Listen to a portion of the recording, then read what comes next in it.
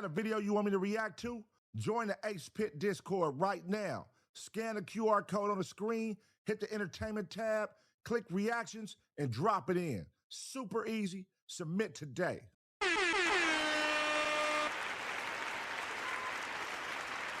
Check. Hey. Can y'all hear me? Can y'all hear me? All right. Let me make sure my levels is right. I'm good up in this motherfucker. One time for the one time. Late nights, baby. This is where we do it at. Late nights. You feel me? It goes crazy. Hold on 1 second. Let me just get everything right on this vertical one. And we should be good to go there. Yeah, man. We up in this thing, though. Shout out to all y'all. You feel me? This is the Late Nighters edition, man. I just come on here to bang out 3 reactions, man. Just 3. 3 reactions. And I said I'm gonna go live on the gray side, man. Gray side. Shout out to the grays in the chat. I said I'm gonna go live on the gray side tonight. You know what I mean? And just knock out 3 quick ones because these are hot topics. But then I got a crime one that's 1.5 hours. It's 1.5 hours. I was gonna watch it. I was gonna chill and watch it myself. I was like, why not go online and do it? And then since I'm online, I might as well just throw in the hot topic of the Offset and DaBaby and the whole portrait and Charleston White. Just something simple. But then I really wanted to get on here for the 1.5 hour reaction to crime one, man. You know, y'all said y'all want to start watching like the deep ones, the long ones. Pause. Y'all want to start watching the deep, dark shit. So I found a good one on Dr. Insanity that just came out. It's 1.5 hours. And I said, we're going to watch that together, man. Nothing too crazy. We ain't going to be on here that long. Probably like 2 hours, 3 hours, if that, max. 2.5 hours. And I'm up out of here. And then I got some reactions that I'm going to do for members only tomorrow.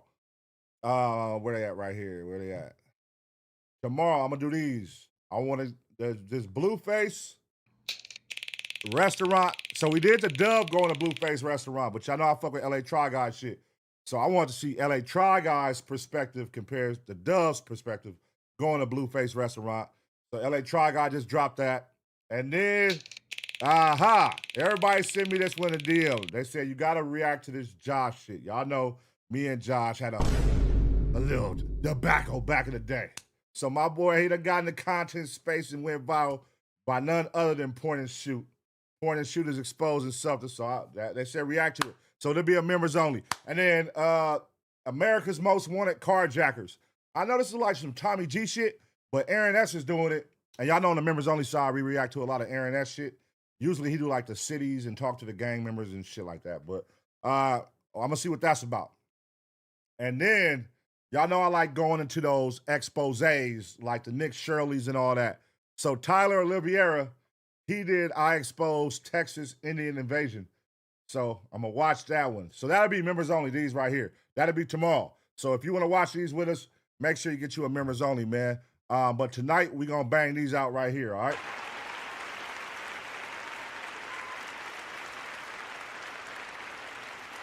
You feel me? All right, man. Y'all niggas is crazy, man. All right, so what we gonna do? Let's see, Offset and Lil TJAY. Golly, man. It's never ending, man. This has been a wild year. But to say that you will hear about 2 rappers allegedly shooting each other is like, what the fuck is going on, man? All right, so let's get into it, man. Shout out to everybody up in the chat. You feel me? This is going to be about a 2.5, 3 hour stream. Late nighters. Shout out to everybody at work right now. Shout out to everybody driving them trucks. You know what I mean? Whatever you're doing. If you're at home chilling, shout out to you. You know what I mean? And make sure y'all check out my boy Papa E. My boy Papa E been going up with the cooking, man. I don't know about the rest of y'all, but Papa E been going up with the cooking, man. Go check him out on Discord. He been dropping his plates in there. I don't see the rest of y'all dropping plates, so I don't think y'all cooking and shit like that. You know what I'm saying? We did have some ladies who was cooking, who was holding it down for the Tazettes. The lady Tazettes who was holding it down. But I ain't saw them cooking lately, man. So maybe it was just that night to try to, like, you know, to try and make it look good on behalf of them to the Taser gang. But you know, get up in that motherfucker, show us what you're doing in that kitchen, ladies and gentlemen. You know what I mean? Because Papa E is going crazy. Shout out Papa E. I see you in the chat, Papa E. My boy. He said, I'm off tonight. Hey, Papa E, man, you a good sport, dog. You a good sport. You know what I mean? Shout out Lady N, shout out Papa E, shout out goddamn Spider-Man. Spider-Man, what's going on, big dog? How you feeling tonight, man? You gotta check on Spider-Man. You know, you gotta talk to Spider-Man. How you feeling tonight, big dog? You good? Tina Baby, what's going on? Tina Baby, hey, Tina Baby, I dropped a plate in there one time. Shout out Tina Baby. You know what I mean? Dom on your dime. I don't know if Dom cook, man. She don't really give me the cook vibes, you know? She don't give me the cook vibes. But my dog doing her thing. Y'all make sure y'all check out Dom on your dime page, man, her IG page. Dom, drop your IG page in there so everybody can check you out. She been going up on her IG page. Make sure y'all follow and support that, man. Follow and support that. Also, make sure you follow, since we're talking about IG, make sure you follow ABP Reactions, man. That's where all the clips live on IG for all the reactions that we do. Y'all can go on there, check them out, man. They own that motherfucker going up. And then also, man, ABP Network, you feel me, on IG, for all the breaking news that you can use. Y'all make sure y'all go run that up. ABP Network, ABP Reactions, you feel me? And then I would like to introduce to you the merch. It's live now, man. ABP, the ABP Network. Wait, the ABPnetwork.com. Make sure you go on there and get your merch, man. We got something simple right now just to get started. And then we're going to have some shirts, some designs as we go. You know, we just going to keep it cool, keep it cool, keep it cool. We got some shirts and some hoodies. Boom. But then we about to come with the designs, the beanies, the coffee mugs, all that type shit as we grow. Y'all already know, man. Members only. What's happening, man? Run it up. Run it up. Run it up. All right, cool. Let's get into these reactions, man. Let's get into these reactions right now. Let's see what's going on with DaBaby. So DaBaby has been in a little online, well, I ain't gonna say no debacle, but online, what would you call it? Over that goddamn painting. It was an artist trying to give him a painting of his daughters, and like he looked at it at a nightclub. He looked at it, didn't take it, and walked right in a nightclub, and that video went viral as hell, and everybody started getting DaBaby backlash about it. And then he had his rebuttal on why he didn't take the picture, and the media started dragging him. Social media started dragging him about his response.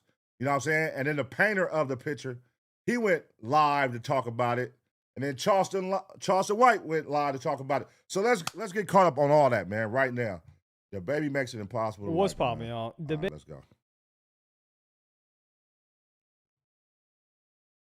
All right, y'all, we live with another reaction right here on ABP Reactions, and right now, rapper DaBaby is having some online confrontation over not accepting a picture, a painting of his daughters at a nightclub, man. Let's get caught up. Let's see what's going on. What's popping, y'all? DaBaby just had to get into some sort of a controversy after coming back from a massive cancellation and his first hit song in years that I have been in full support of. I've been a part of the DaBaby agenda, the Baby over Lil Baby agenda, for quite a while. And this all started the other day.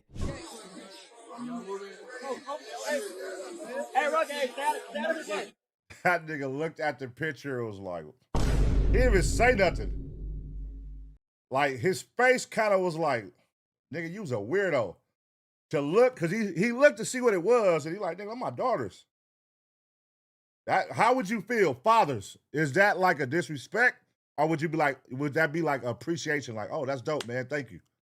Or like, hey, nigga, don't be painting my kids, you weird ass nigga. This is some wild times we living in, so I get why a nigga wouldn't fuck with it. Like, nigga, it be some creeps out there. That nigga made a weird ass face after. So what happened here is an artist had painted a portrait of DaBaby's daughters for him and wanted to give it to him as a gift. And DaBaby took a look at it and just walked off. Didn't say a word or anything. People felt that this was rude. This started spreading across social media, etc. And then the guy who made it, Be White Creations, he would post and say, here's the viral painting, guys. I don't see nothing wrong with it. But hey, shout out to DaBaby and his beautiful family. God bless. And then he would go on. And DaBaby, he would react to this in a video clip as well as an Instagram post. And another thing too, man, is y'all starting to get on my motherfucking nerves. Talking about Buddy with this painting of my two of my daughters that he presented to me outside of a nightclub or whatever. First and foremost, I'm not the type of father that I'm not into, like, you know, grown men discussing my daughters, painting pictures of my daughters, taking pictures of my kids. Right. I don't play like that. If you Right. I feel him on that. I 100% feel him on that. play like that, to each his own. You see what I'm saying? Like, more power to you. Send a picture of your daughters, let them paint them, and then show them some appreciation. Number two, I'm not accepting no painting of my daughters outside of a nightclub. Number three, you see what I'm saying? You feel a way about, you know, the principles I stand on with my kids and how far I go to protect them. That ain't none of my concern. Be more grateful to it. Let's go. Yeah. I feel him. But here's the thing. I think where the painter made a mistake is he should have, like, or whoever, because I saw the painter's response on how it was set up and who organized it for him. I want to say it was a club promoter, because he kept saying my partner he always does it for me, like to have me do paintings for people who come into the club. So it got to be one of the club promoters. But he should have had the club promoter, like, reach out to management or road management, whoever was on the road with him, and was like, yeah, one of my guys, he's a painter in town. He wants to gift him a painting. And he could have gave it, like, the heads up, so it wouldn't be, like, caught left field. But if you walk up and you see a nigga, and it was like the nigga's approach, though. Like, if you looked at him, it didn't even look like he said nothing like that. It looked like he just showed him the picture and then made, like, a goofy face. So he come off as a weirdo. He can come off as a weirdo. If you look at that video, it would look like, what's up with this dude? Like, he kind of, like, weird. You feel me? He got, like, a weird face he was making. I don't know, man, you know. But you can't knock DaBaby for being a protective father and not taking that picture and thinking bruh's a creep or something. Like, it's some wild times we living in, y'all. You never know. This had a lot of people scratching their heads. It really had me scratching my head. And he would follow it up with a post saying, you still got my daughters on your page as a grown man after I made it clear I ain't comfortable with that. Steady playing for this online attention. We know DaBaby does not play. He's probably going to chase this guy down with this security, and they're going to play a slip and slide in the bowling alley like he did with his baby mama's brother. So when God put me back in front of you, I'm going to show you how serious I am about my daughters. Best advice I can give you: get my children off your page and keep doing what you gifted at doing. Using my kids ain't the route to go if you want to go viral. That's the route to go if you want to get hurt. This a father talking, not a rapper. Hey, now hear me. Now, if you are using my daughter's picture, now that this shit went viral, and now you, like, posting my daughters all the time on your page, that is some weird shit, nigga. Like, hold on, nigga. Don't be posting my kids. And, you know what I mean? Even though this shit went viral, that video went viral. But that don't mean after the video go viral, keep posting other shit. Now, I'm not saying he is, because I don't know. But if that's what's going on, where you posting more posts of my daughter's pictures, like, that's, like, come on, bro. Respect my shit. I'm just saying, don't post my daughter. You already did it. But I don't know. For the baby, he sounds like bruh still disrespecting based on his post right here. So he had to see something where he felt like bruh still disrespecting him. I don't know. What's y'all take? Oh my goodness. This is how you know. I think this is the biggest indication of a sick, demented, perverted society, is when the first thought of DaBaby, and a lot of people followed him after he said this, is that this guy drew your daughters to give them to you, and he's a weirdo for doing that. It's like, wait, what? Like, do these people not even see? Do you think that is the behavior of a guy that's a creep? A creep is never going to let you know. They're going to be hiding. They don't want to be in public. It's just, not even a creep. Nah, creep will let you know. Niggas do creepy shit, and they don't know it's creepy because they just creeps. You know what I mean? Like, nigga, how you walking up, You know, in this situation, kind of find out he's actually somebody that was, in connection with somebody at the club to do that for the baby. So, but how am I supposed to know that? I'm coming to your city. I'm finna walk in a nightclub and you just got a picture of my daughters. Like, who the fuck is you?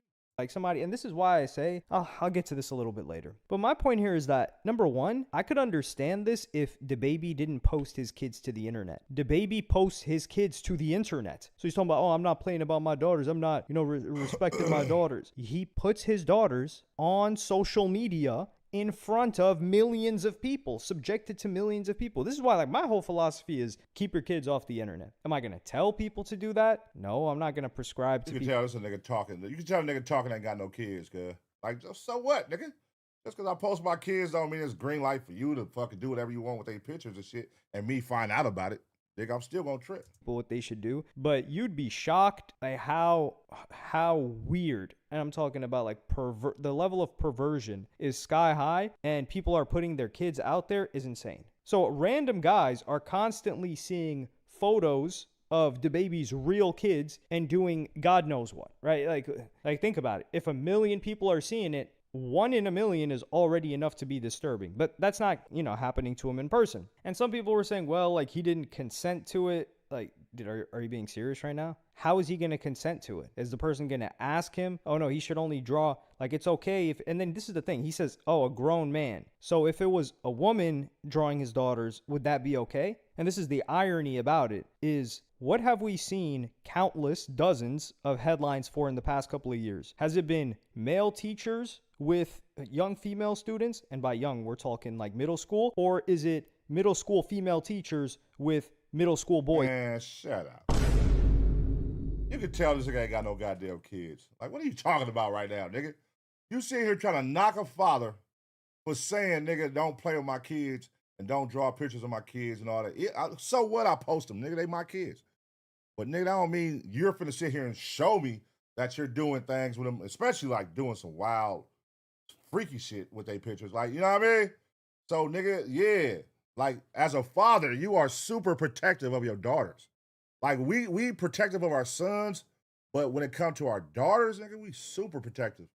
And if you got a daughter and you a male watching this right now, you know what the fuck I mean. Nigga, we're protective of our daughters. So, yeah, you just made the wrong selection, brother. You didn't have to draw his kids, but you didn't know no better. Yeah, it was no harm, no foul on your end, but you probably should have just drew a picture of him, a picture of his logo of his label. I don't know, something different where you're not playing. People don't play about their kids. That's something where it should have been a conversation. So that hey, I'm gonna draw a picture of your kids. Hey, let DaBaby know I would love to draw a picture of his kids if that's cool.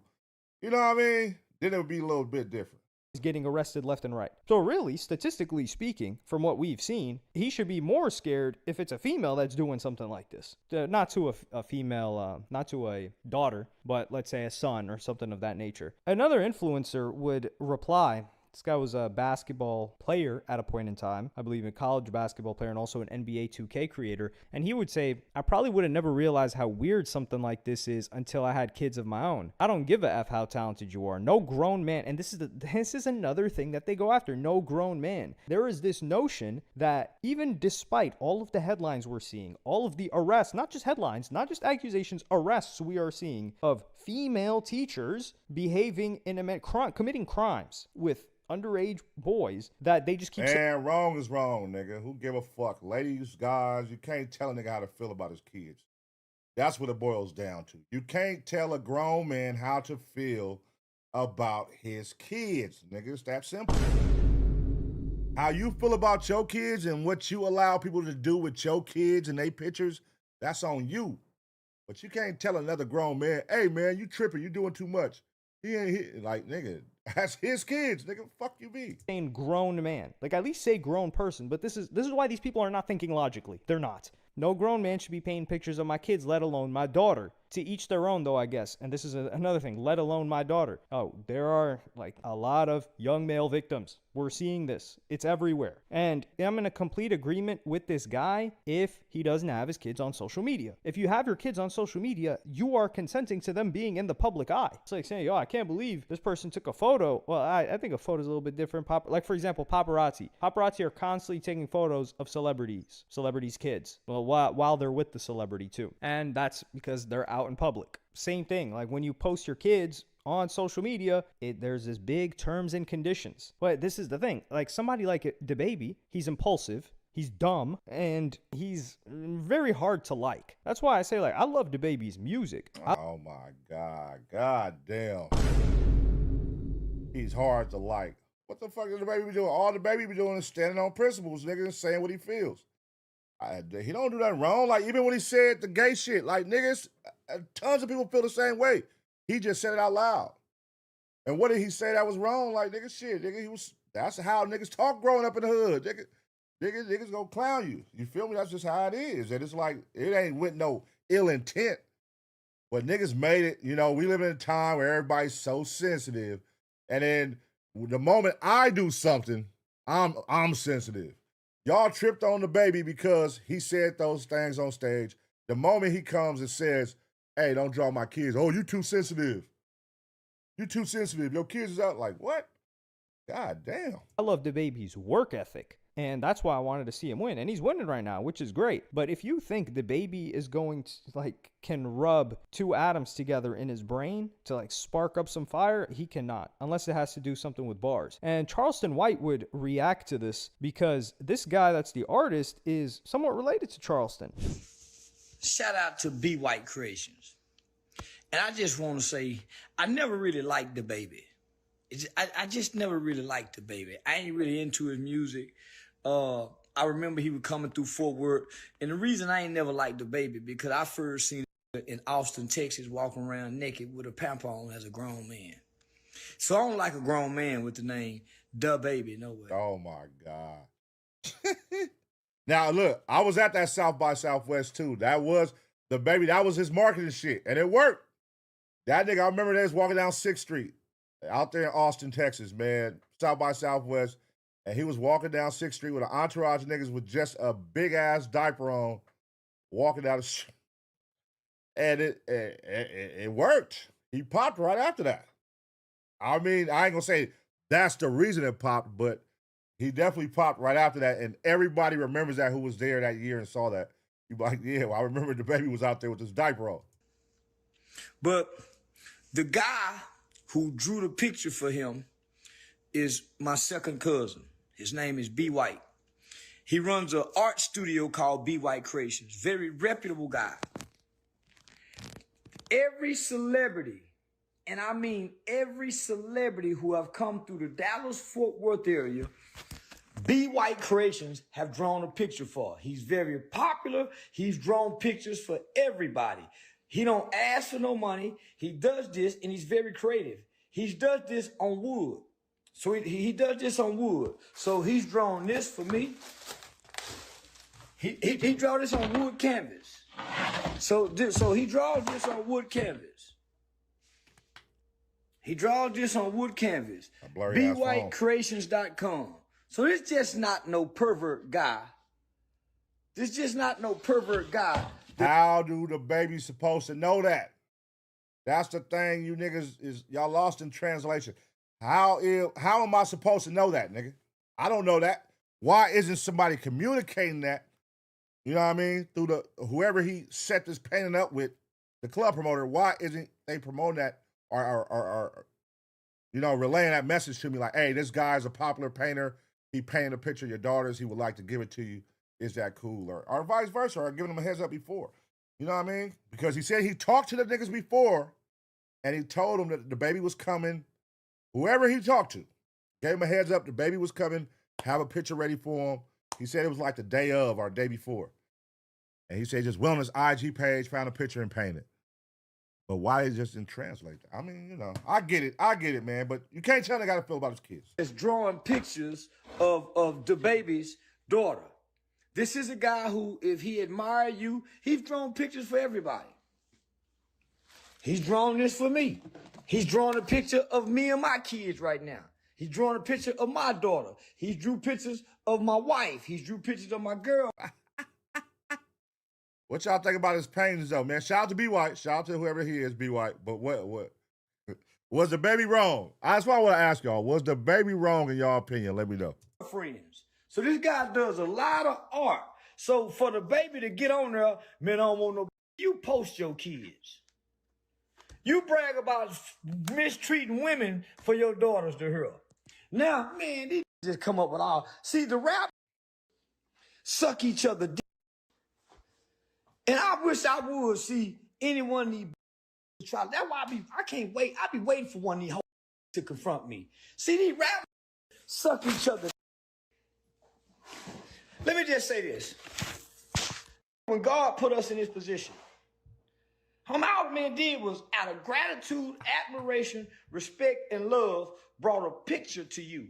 This nigga got a whole fucking room full of paintings of himself, bro. These niggas are fucking out of control. They just got a gang of paintings of himself in the room. What the hell? And because God done lifted you up, these people look up to you, they admire you, and sometimes they idolize us. They idolize us so much where they want to draw things for us and give us something. The Bible says if you give a prophet a cup of water. So if a man respects you, he admires you, he sees you in a prophet kind of realm. Come to give you a gift out of love, admiration, and respect, and you reject.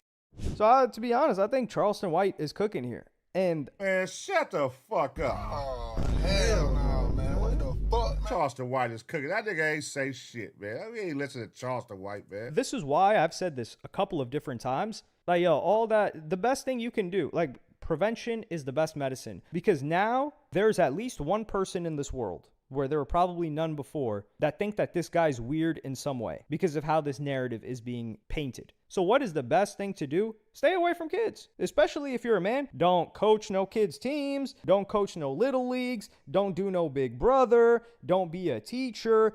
F them kids. Because like, hey, that's a terrible take. That's a terrible take, man. What are you talking about?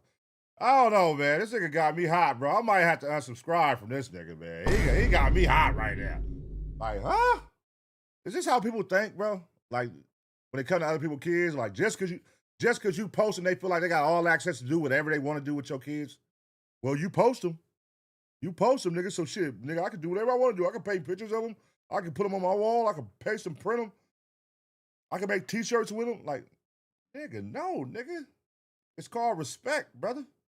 You gotta have some respect, nigga. What the fuck you talking about? You know, this is the thing. Like, this guy, he had good intentions. He went through hard labor this is something that he gets paid for. He went through labor to do this and to give it as a gift. And what does he get painted with? Oh, yeah, you're weird. And it just takes one situation like that. So yeah, you might think like, man, you know, these poor kids, they need some guidance. F them kids. They can go through whatever pipeline they end up going through. You need to protect your own reputation, which is to never interact or do anything, like anything of the sort, message, reply to anybody under the age of 18. That's it. Because it's so easy to get painted like this in the most ridiculous ways possible, like we're seeing with this DaBaby situation. Like, this guy's trying to make it seem like this guy's a weirdo. Like, it's understandable you don't want to take it, but you didn't need to respond to this situation. You could have just kept it pushing. Everybody already thinks you're an a-hole, DaBaby. Well, you are an a-hole. Like, do we remember the private jet incident? Do we remember DaBaby, the private jet incident where he was like insulting a lady for her hair? That was one of the people working on the private jet. Do we remember him smacking a female? Like, let's be real here. DaBaby's a complete a-hole. It sound like this nigga just hates him.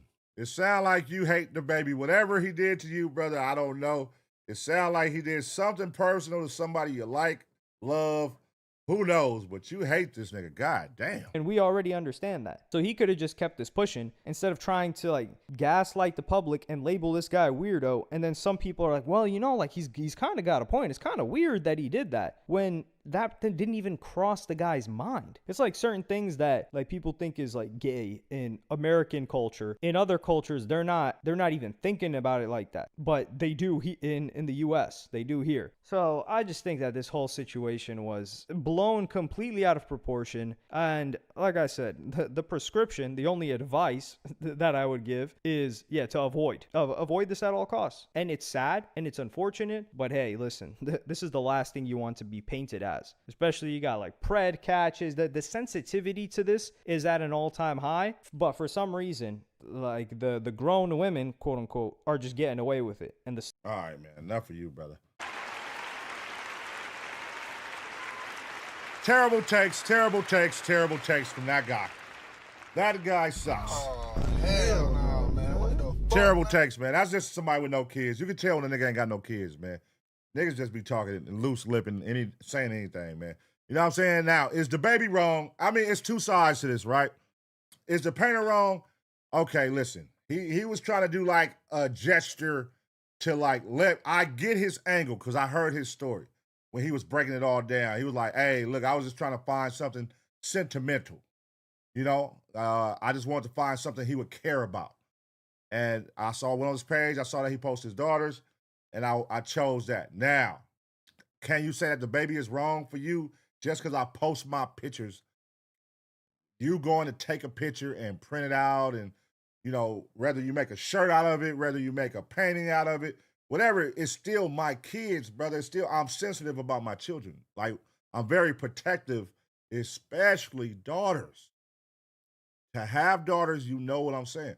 Like, especially with daughters, so it's like, it's all in how, one, I don't fuck with that, right? Like, a lot of y'all, salute to y'all, when I see a lot of y'all, and my son be wondering, he be like, why they don't say hi to me, Dad, right? And I'll be like, cause they're adults, and it's kind of weird walking up and like just talking to you without, you know what I'm saying? They can't just walk up and talk to you. That's not what we do as adults. We respect parents. We don't walk up and just talk to their kids. You know what I mean? Because that could come off like a creep. Because nigga, if I got my back turned and a grown man is talking to my son, my instincts, my parental instincts, and just reaction is gonna be on some like tripping shit. You feel me? Just because I'm like, hey, who the fuck is? You know what I mean? It's just that's just as a parent, that's just what you be on. You feel me? Like, hold on, who is this? Who are you? It gotta be some respect. Address me. I'm right here. Address me. Don't talk to my son. You know what I mean? But I get DaBaby, man. I get DaBaby. He's not wrong. And then the painter, you just made a wrong decision, brother. It was the right idea, wrong decision. Right idea, though. You was trying to find something sentimental. You just chose the wrong thing. Obviously, somebody else probably would have, you know, they probably would have been cool with it. But the way DaBaby is, obviously, he's very stern. And, you know, he don't play no games, man. So you can't be mad at him. You can't be mad at him. But let me know what y'all think in the comment section. I'm going to give y'all 2 seconds to smash a like. And as always, get ready for the next reaction.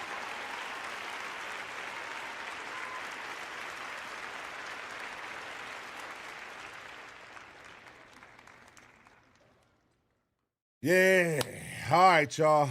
That was a good one. I like when I can counter. It's cool when I get reactions where I agree, but I like those reactions when I don't know what they finna say and they start saying a gang shit I don't like, and I get to counter with the shit because I'll be like, damn, niggas takes is weak. You don't realize, yeah, just shut up, man. You post a picture so he should be able to paint them. Like, nah, that ain't how it work, man. Not when it comes to niggas' kids, man. Y'all niggas is crazy, bro.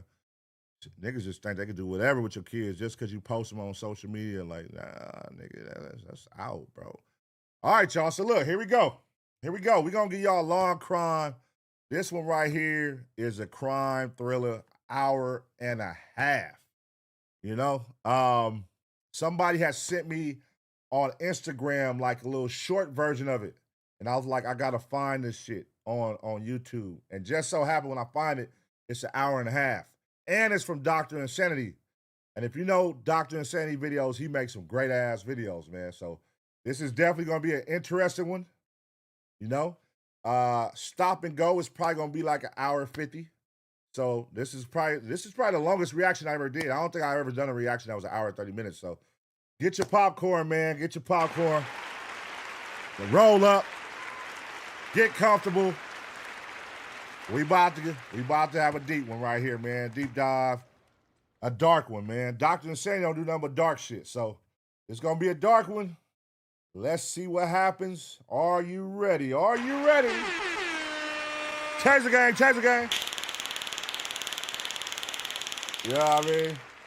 Are you ready? You know what I mean? Speaking of are you ready, man, the merch is out now. The ABPnetwork.com. Go grab you some merch, man. We're going to be adding more shit to the site. This is today. We're going to be adding more shit to the site. I'm going to try to add something like every week or every other week. Add like one little piece. You feel me? Make sure y'all grab that up. The ABPnetwork.com. Shout out to the Taser gang, man. Now, let's get into this reaction, man. Let's go. Let's go. All right, what's this shit called? Triple Killer Leads Police to Horrifying Secret. All right. Let's get it, man. Triple killer leads police to a horrifying secret. All right, y'all. We back with another reaction right here on ABP Reactions. And right now, we're going to see what happens when a triple killer leads police to her horrifying secret. Let's go. All right. You nervous? Do not open this door, I'm sir. out here with Miss Cassandra. Officers have just arrived at the getaway motel of 28-year-old Cassandra Douglas. For the last 24 hours, she and her brother have been on the run after 3 of their family members were found dead and burned in the desert. Damn, what? This is either an animal or a person. That looks like a human, dude. And as these local officers prepare to confront the primary suspect of the most important case they've ever worked on, nothing could prepare them for the horrifying discoveries they're about to make. Balls of police! Anyone inside, make yourself known! This is a horrible nightmare. What are we looking at here? 'Cause I we're- don't, you tell me. This is one of the worst things that I've ever had to be involved with. Hold on. Let me get some goddamn popcorn. Let me get a bag of chips or something around this motherfucker. About to be in this bitch for 2 hours, man. Yeah.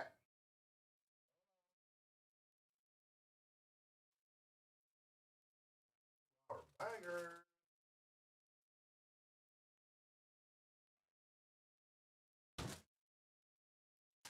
Two-hour banger. All right, let's get it, y'all. Let's get it.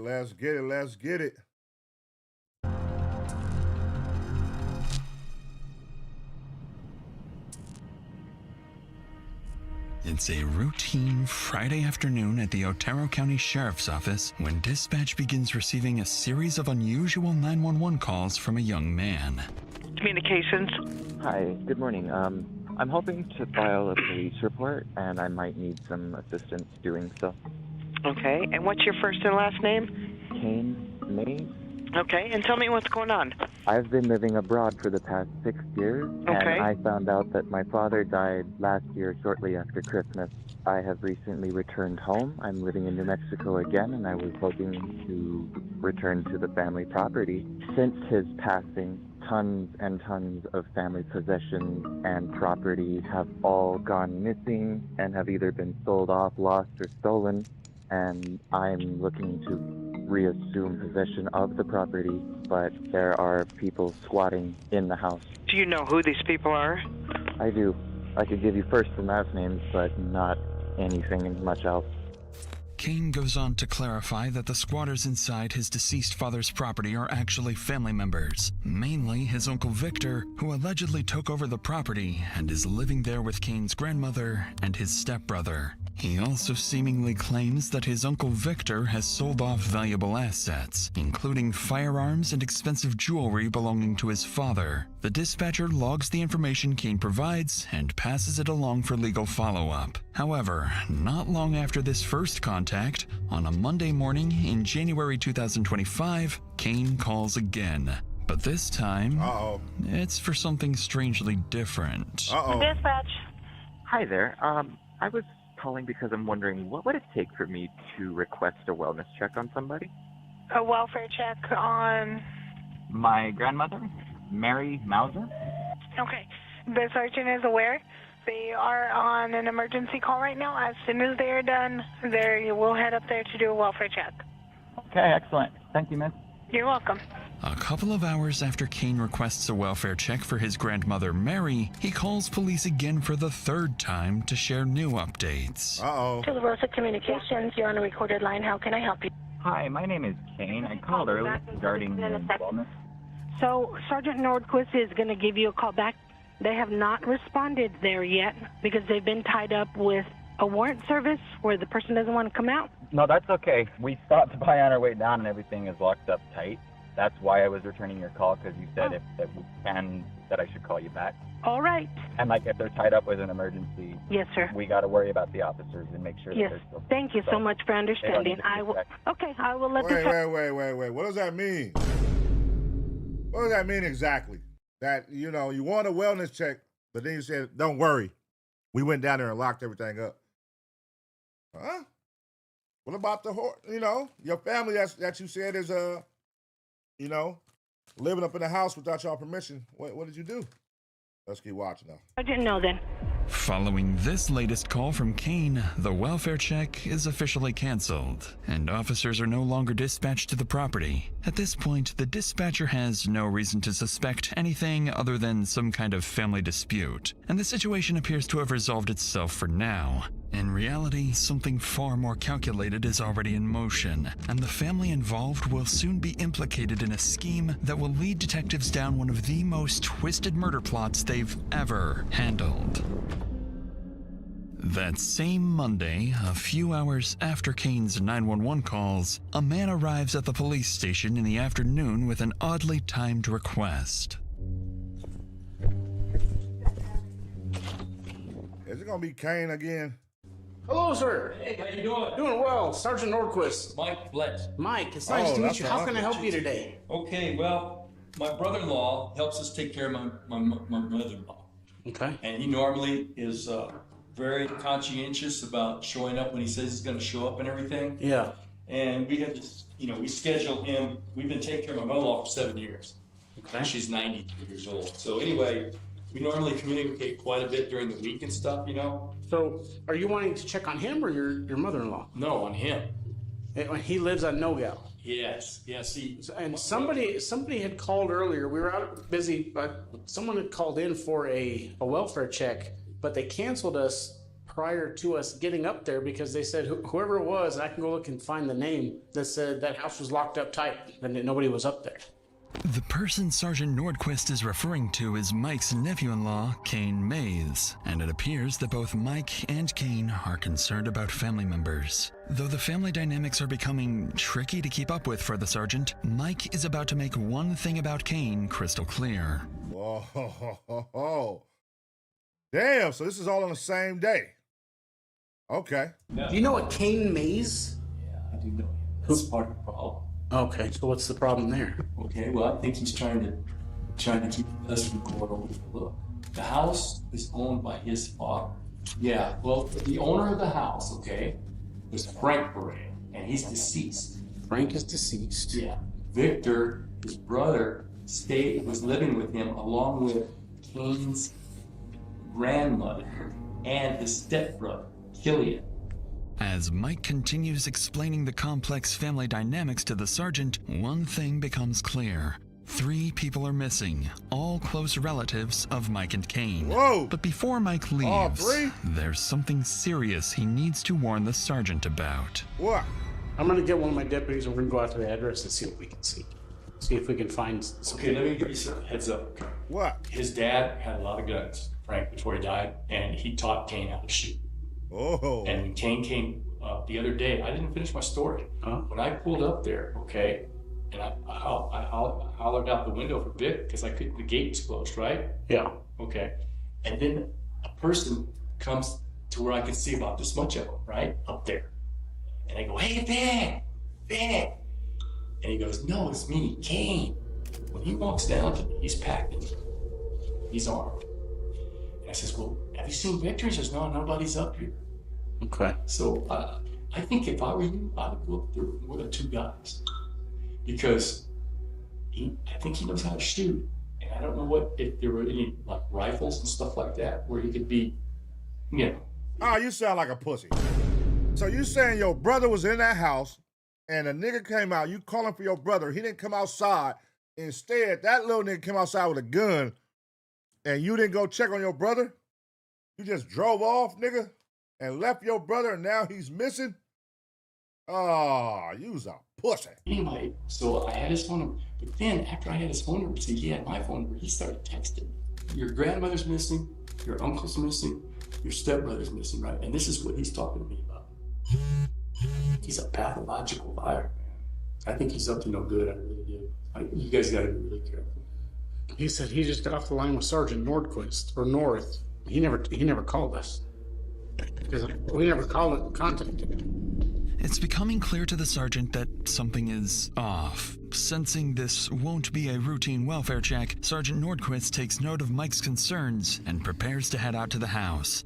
What makes this case so unique isn't just the crime scene officers will soon walk into, but the way police have to piece it together, using advanced forensics and strategic elicitation to cut through the lies. And as the investigation unfolds, this will prove to be one of the most resource-intensive cases for everyone involved, with constant pressure, long hours, and difficult decisions at every step.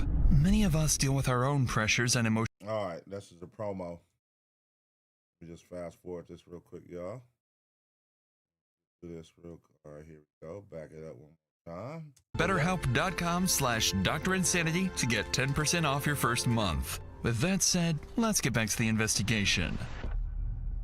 Approximately an hour after talking to Mike, Sergeant Nordquist and a group of officers head to the property to conduct a welfare check. Based on Mike's previous concerns, officers approach the house cautiously in case they encounter Kane. I got help. Open door. Sheriff's office! Sheriff's office, if you're in here, make yourself known! Make yourself known! Sheriff's office!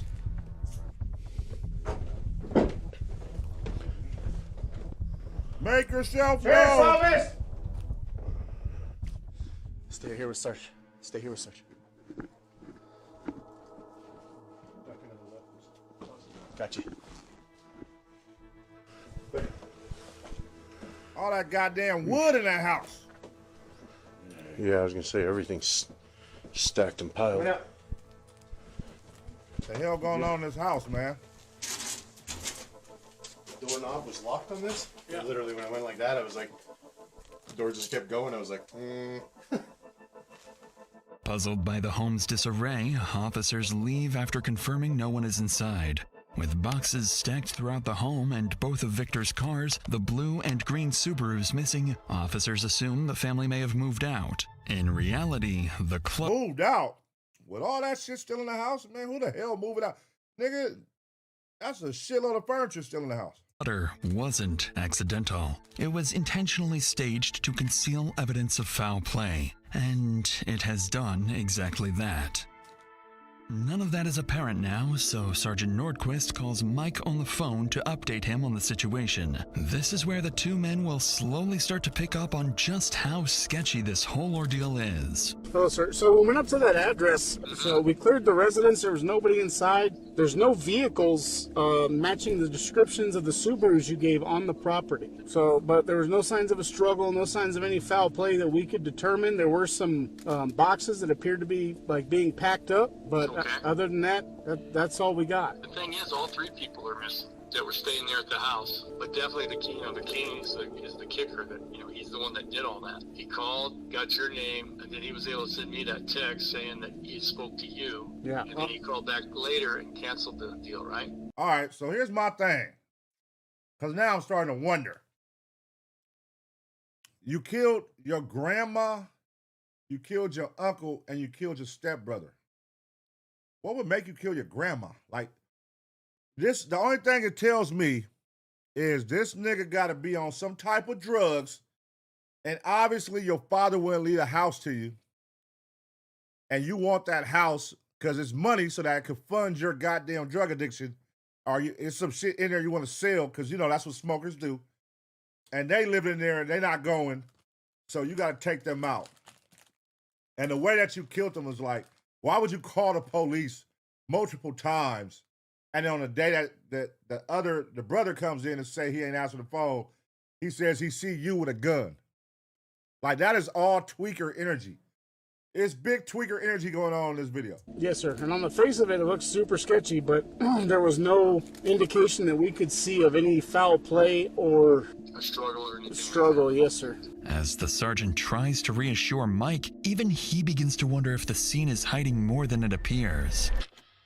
A few hours later that afternoon, Nordquist returns to the station and calls Kane, trying to understand why he canceled the welfare check and why, most strangely, no one was inside the house. Hi, this is Sergeant Nordquist at the Sheriff's Office. Is this Mr. Mays? Yes, sir. How are you? The reason why I'm calling is in regards, earlier this morning you had contacted our office to do a welfare check on a family member? That's correct. Who is that family member to you? It's my grandmother. Your grandmother? Who lives up there with your grandmother at the 121 No-Go? That would be an uncle of mine and my brother. Do you have any information on them attempting to move anywhere? I was told that my brother and my grandmother are planning to move soon. So the reason why I'm calling is we went up to that address because Mr. Bleddy stopped by. Yeah, he was the one who recommended that we give you guys a call. He seemed pretty upset. He was looking for Vic. So we went inside the residence to make sure that nobody was hurt or injured. Nothing was broken into. We didn't see any signs of struggle or any signs of foul play. Did you text Mr. Bleddy at all today? Hey, is this one of them goddamn transgenders that we looking at? Is this a man for real, or is this? All right, well, it's 2026. I don't know. It looked like a girl though that want to be a man. That we stopped by, and I had given you guys a call, and everything was okay. Well, who told you that everything was okay? Dispatch coordinator. I don't remember her name. Because the information that I got was that you called back and said you went up there and everything was okay. Correct. Now, what was in that text message to Mr. Bleddy? That's what I'm confused with. I let him know that I had tried to call you, and the dispatch officer said that you were tied up with, it sounded like a pretty hostile situation. The way the text message reads was that you had made contact with me, and I know for sure, and you know for sure that didn't happen, so that way it looked kind of weird. Naturally, Nordquist doesn't know what to make of Kane's message to Mike. Let me see. Good morning, Mike. Good morning. When I stop by today, do you want me to let Vic know you're looking for him? Also, would you like to meet up later this week for lunch? On Sunday works best for me if you're able. Hey, Kane. Yeah, let him know. I'll take a rain check on a meetup for now. Thanks. Hey there. Just got off the phone with Sergeant North, and they said nothing seems out of the ordinary. Have you heard from anyone? Oh, see, that's where he fucked up. He lied about me. Okay. Also, on the rain check, that's totally cool. Is there any other time that works best for you? In which he seems to falsely claim to have spoken with the sergeant. Suspecting Kane is hiding something, Nordquist ends the call and immediately requests a search warrant for a second search of the house. While they wait for the warrant to be processed, all police can do now is hope the missing trio turns up safe. A hope that is far removed from the gruesome reality awaiting them just a few hours from now. Whoa. Early on a Wednesday morning that week, around 10 a.m., something strange happens about 200 yards from the house where the trio vanished. A passerby takes notice and calls 911. Huh? 911, where's your emergency? Yeah, I'm phoning about there's a fire off into the mountains area. I called before, about 2 minutes ago. So we drove down the road to see if we could get a better view of the fire to help you guys out. Okay. Well, we have already toned out the fire department, so we will get units headed that way to see if they can locate. Yeah. Okay. I stood at the top of that road for a second. They'll be able to see it. We'll let them know. Man, no fucking way. The house is right here, and they went right here to burn the car and the bodies. Fucking tweakers, man. Ain't no fucking way you that stupid. You just go set the car on fire, nigga, 5 miles away from the house? Shortly after the call, 2 deputies are dispatched to investigate the fire. Once they arrive at the reported location, one of them spots something disturbing in the distance. A burned, flipped-over vehicle matching one of Victor's missing cars. We got tire tracks towards the direction I walked. Just follow the path. A flipped-over vehicle?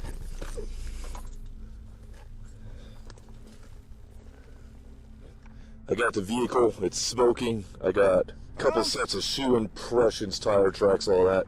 99% sure there was a cage and a spinal cord in here, in this vehicle.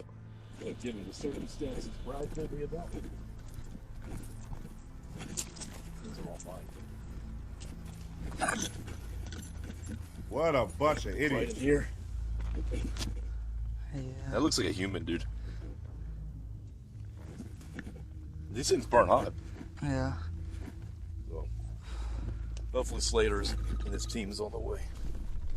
As officers look inside the car, they can see what appears to be the burned remains of 3 people, too badly damaged by the fire to identify them at the scene. Suspecting a homicide, they call in Sergeant Nordquist, and it wouldn't take long for him to connect the dots. All right, how do y'all think the car flipped over? How do y'all think this car flipped over? Did they do like a old school movie where they put a brick on a gas pedal and make the car drive? How the fuck did the car flip over? And then these dumbasses left foot tracks leaving the car. They said they saw foot tracks. Oh my God, this shit is crazy. All signs lead to the nigga, man, to the goddamn son. This might be a Subaru that's it's a vehicle that they haven't accounted for yet. Look right here. Oh, for sure. You see it? Yeah. It's not. Do you see a soul anywhere? I've been looking in here. Just given the circumstances, this actually might be one of the missing people. What's that right there? I was looking at that too. Oh, yeah. That's a skull cap right there. Yeah. Yep. It's by one of our missing people with the missing vehicle. From up here? Huh? From up here? Yeah, I guess Brad, he suspects some guy named Kane killed most of his relatives that live here. And this vehicle, I think, is a Subaru. Looks like This is really fresh, dude. There's more over here. He had to have put it out himself, because it would have caught this whole place on fire. What officers are beginning to suspect is horrifying. Not only do the burned remains likely belong to the 3 missing individuals, but given how recent the fire is, the person responsible may have burned the bodies just hours ago and could still be within reach of police. So, once the scene is secured and the bodies are sent for autopsy, a nationwide BOLO is issued for Kane Mays. Although police now believe they know what happened and who's responsible, they have no idea just how far beyond Kane this plot goes. Damn. Captain Obvious, though. My boy didn't have no finesse, y'all. No finesse at all. Like, nigga, at least make it seem like it's somebody else. Like, all roads lead to you, Kane. There are more players involved, more targets, and a multi-state homicide case that will exhaust every resource police have. We gotta find him. We're afraid of him. There was one time I should have died. Probably should be dead twice. And he was so aggressive. I thought we were gonna die. I thought he was gonna shoot us on the property. More than 24 hours after the fire, officers remain unable to find or contact Kane, raising concerns that he may be on the run. But this is when the initial autopsy results come in, confirming what officers had feared all along. The burned victims are Kane's close relatives. His uncle, Victor Perea, his grandmother, Mary Mouser, and his stepbrother, Killian Mays. All right, now was they shot in the head? How did they die initially? All right, I know he didn't burn these niggas. He didn't burn them alive. Now that's just some crucial shit. Did he shoot them? Beyond confirming their identities, the autopsy offers little actionable insight. At least one victim had a confirmed gunshot wound to the head, but the other remains were too severely burned to identify all injuries. Investigators surmised that the victims were likely incapacitated well before the fire was set. Following these horrific findings, they begin digging deeper into their main suspect's background. It turns out Kane Mays had been living in Canada and working as an engineer until just a few months earlier, and had several documented domestic incidents involving his wife. Hoping she may know where her husband is, officers reach out to Kane's wife on the phone, where they'll find out she might know far more than that. Hello, my name's Justin Mitchell. I'm a detective with the Otero County Sheriff's Office in New Mexico. Are you Samantha? Is the wife in on it, yes or no? Yes, I am. I had a feeling I might receive a call from you at some point since I did give you guys a call. Yes, ma'am. You want to tell me from the beginning, like how you met him and your relationship with him? I've actually been speaking to the Ontario Provincial Police because I thought he was messing with me, like I had mentioned. So I'm also filing a case against him right now, but because it's Canadian and now he's in America, who knows if that's gonna... But he was physically violent with me, and I have evidence of it. Yeah, we just met playing video games online, and we started an online relationship, and for a few years, it was just basically we would talk. And then one day, he calls me up and he says that his father disowned him, and he... Wait. Is that a thing? Niggas be dating over video games? People they meet on video games. Oh my God. Hey, would you like to be my girlfriend? Call of Duty girlfriend? Needs to move here right away. He'd always been verbally towards me, and just in general, he had a weird attitude towards things. Eventually we moved out. Brace yourself for this one, because I feel bad that I didn't come forward. Told people that he had beaten me, and now this has happened. I'm gonna be honest with you. Like, we both had an alcohol problem, but I never drank before I met him, and he definitely, like, pushed that on me, and he pressured me to drink a lot. Like, there was always a pressure. He wanted me to do it. He just did start hitting me. He did start getting violent with me. Probably probably should be dead twice. Samantha's statements are nothing short of horrifying. But even worse, she would share a terrifying recording with detectives, captured during one of the numerous domestic incidents involving Kane. You just let me go. And I do every time. When you ask, I let you go. I don't want you to. Please stop. Is this your neck? Is this your neck?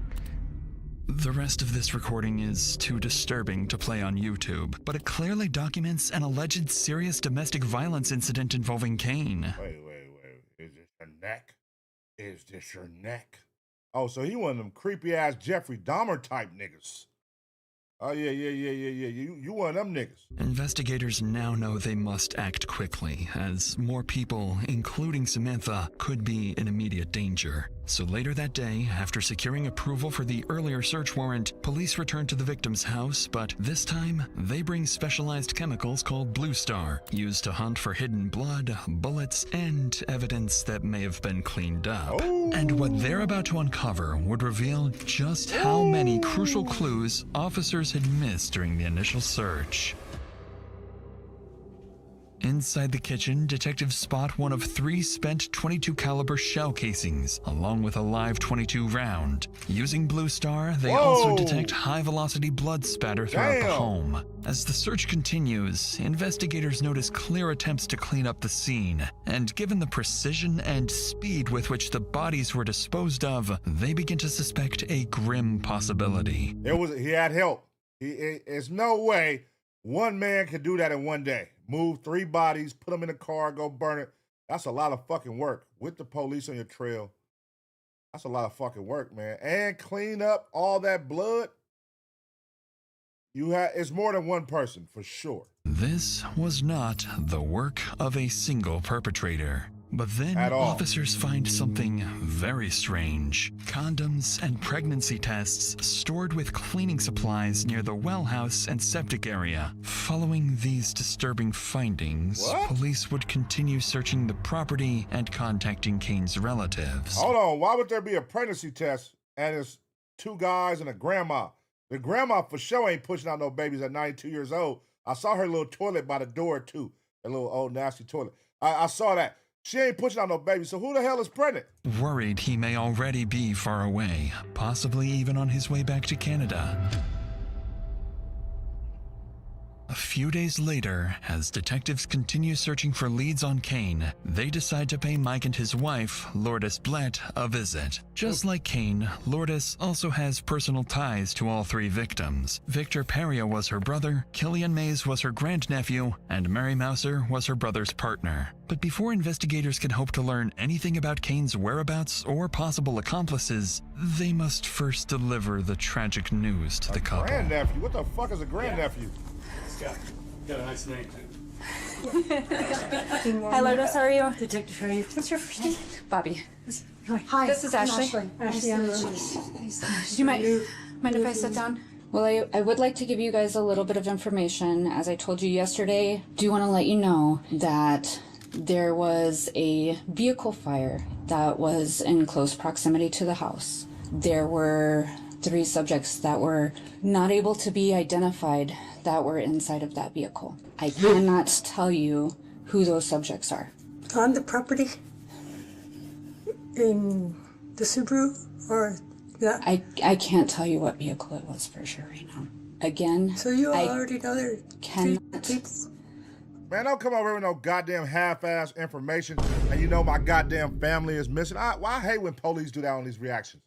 Don't come over here like you finna break some news, my people dead, but then beat around it. Yeah. What are you saying then? Why not come and tell me once you find that it's my people? Don't just come over here and tell me 3 dead people when you know I'm looking for 3 people, but I don't know if they're yours. What the fuck? I can't. But you tell know you there's who 3 they people? Are. Yes.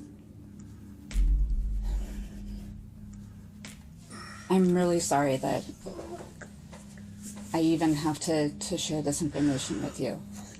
This is a horrible nightmare. It's horrendous. I agree with you 100%. Murder. This is one of the worst things that I've ever had to be involved with. Upon hearing the news, Lourdes is beyond My boy devastated. Smokey over there getting freaky, rubbing her down. What makes this situation even scarier is that she fears whoever is responsible may not be done yet. He's a psychopath. He's a psychopath. Kane, I didn't want to say that. I didn't want to drop him in the doodle, but he's crazy. You gotta find I him. didn't want to drop him in a doodle. We're afraid of him. He hasn't even asked how my mother is, and that's his blood grandmother. We're working. Oh my God! How can you be? Michael, how can it be?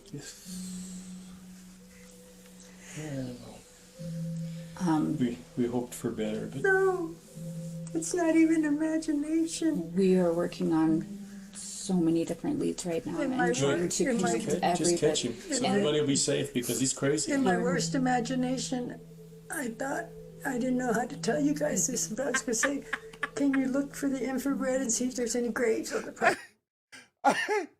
When that nigga leaped over, I thought he had a helmet on. That was that nigga hair. Holy shit. That's what I was gonna tell y'all. You know how The they grave can tell ended up being a car. That's what's been something had sitting been with burned. you.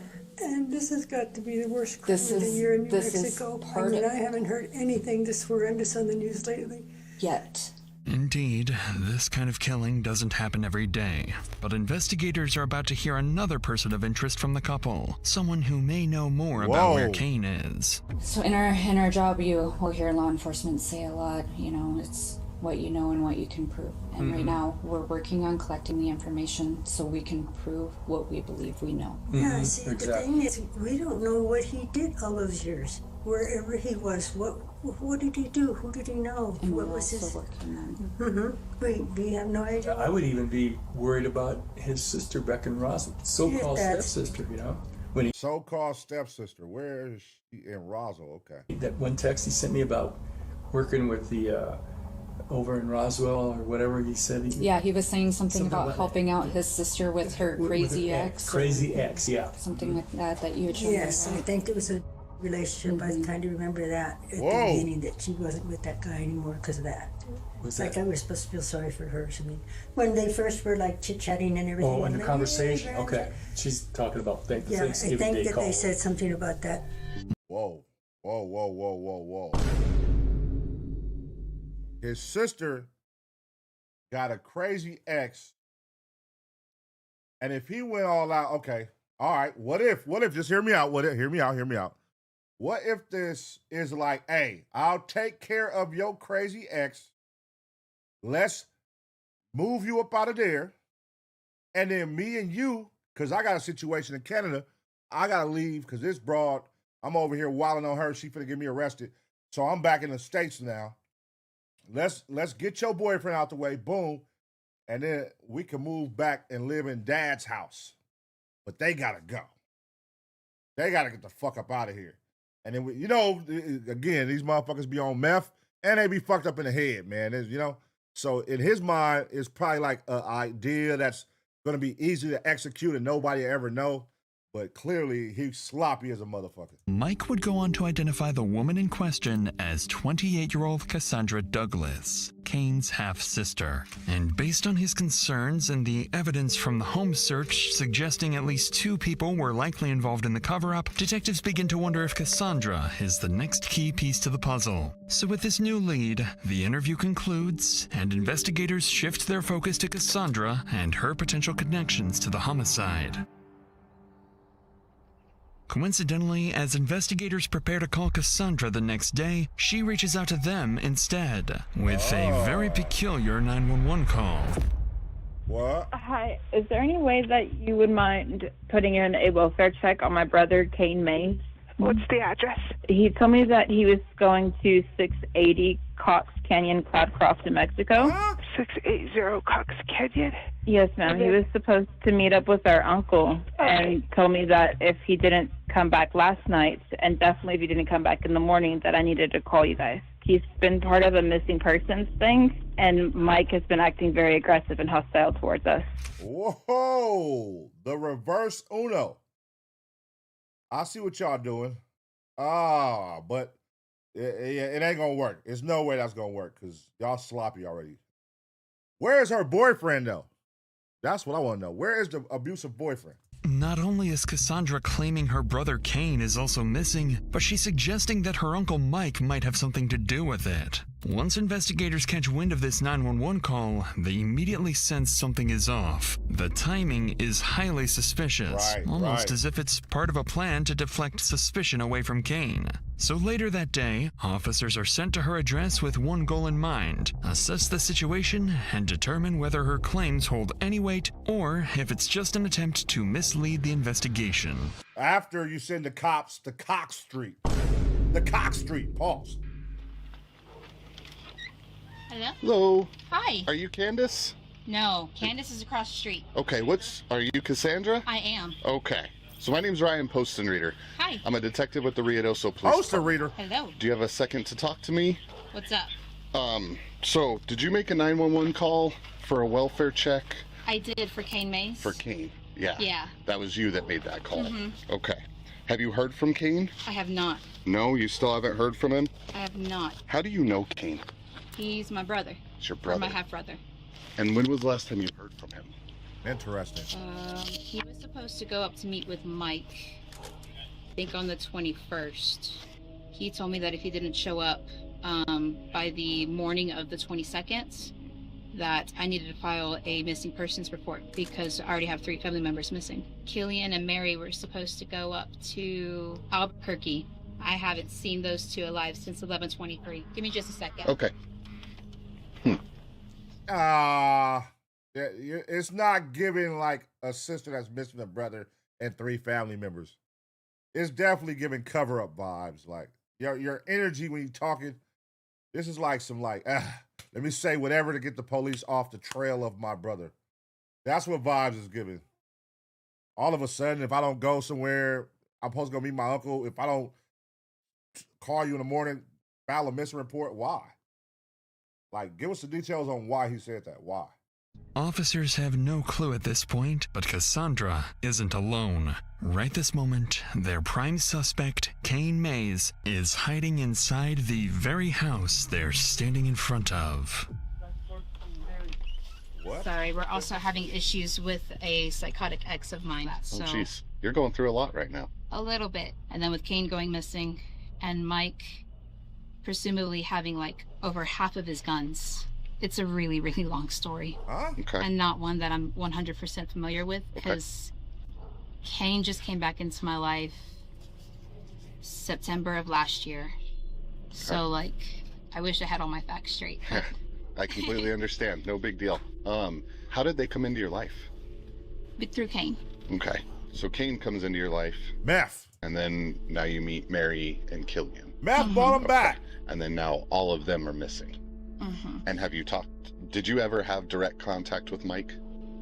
I never had direct contact with Mike, no. I just heard him screaming from the hill both times.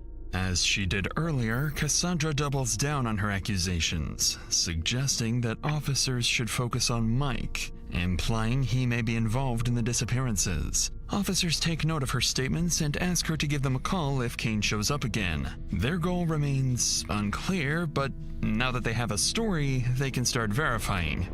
How stupid. So a few hours later, as police continue looking for Kane, an officer decides to stop by the neighborhood again and speak with Cassandra's neighbors to see if they've heard or seen anything. According to them, Cassandra hasn't been living alone. A man with long dark hair has been staying with her. Yep, there it goes. Never fails. Ain't no need for a Ring camera when it's old people on your goddamn street. Them old people see every fucking thing. They're good. They are way better than a fucking Ring camera. Old people always crack the goddamn cases, man. They be seeing everything you be doing, dog. For the past few months. Additionally, witnesses report seeing the same man driving Victor's missing green Subaru, and that it was also seen parked outside Cassandra's residence multiple times. Realizing the description of the man matches Kane, officers return to the station to dig deeper into Cassandra's earlier claims, where they will very quickly uncover some major contradictions.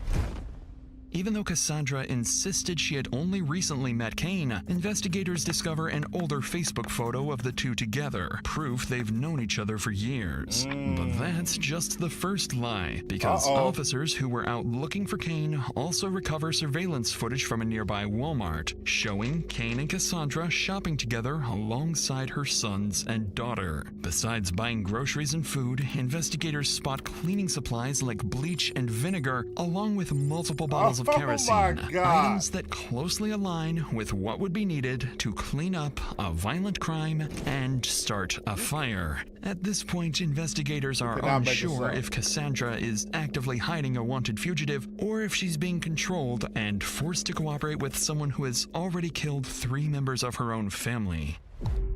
You cannot With suspicion mounting, detectives obtain a search warrant for Cassandra's house. Then, around 8 p.m. that night, a group of officers return to the property, taking up positions outside the house as they prepare to raid it.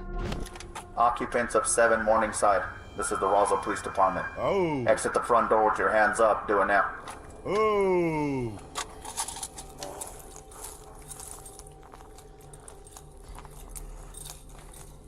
Oh.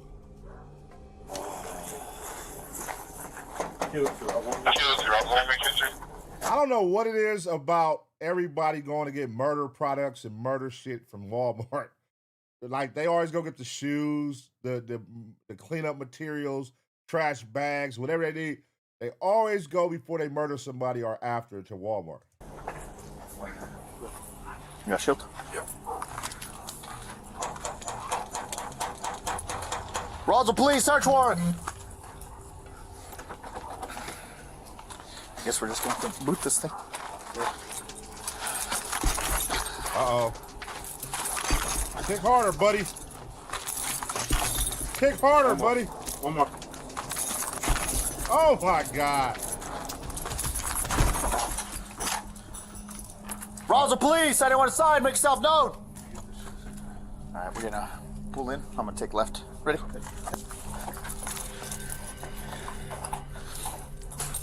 Small room. No. Got another door here. Ready? Yep. I'm gonna go. I got a hallway with looks like the refrigerator kitchen. 3 on me. Moving up. What the fuck is that? That's like some satanic shit. And Cassandra Jolly's the one that lives here, huh? Yeah. Look, they got some La Muerte stuff right here. Santa Muerte. There's a, see that?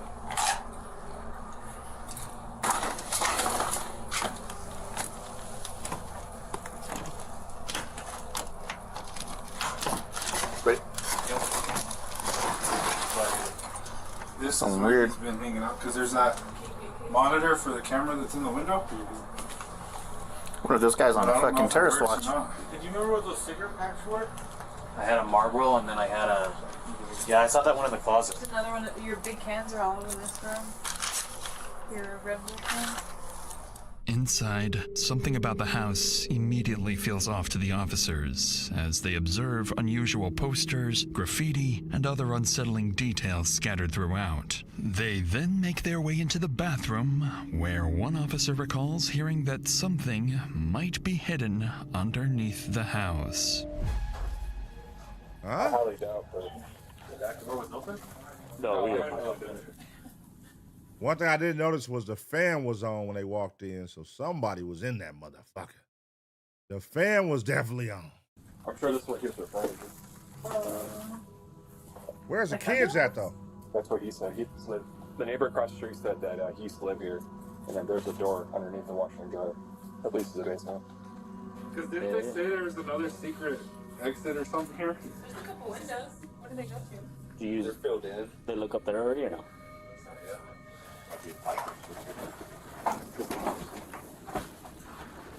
Ready?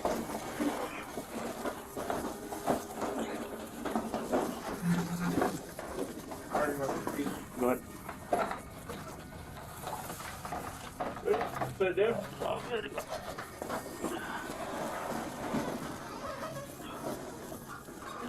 Yeah. I'll hold it. But who would be able to move those and push them back in place if they did go down there?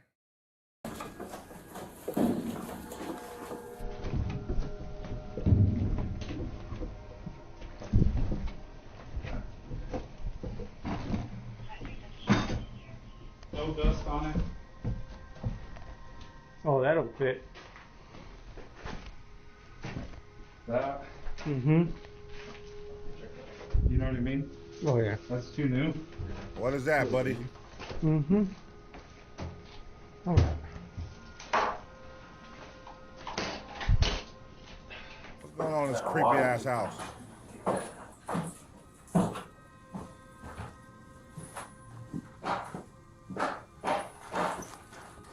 Kind of weird to have a door right there too, huh?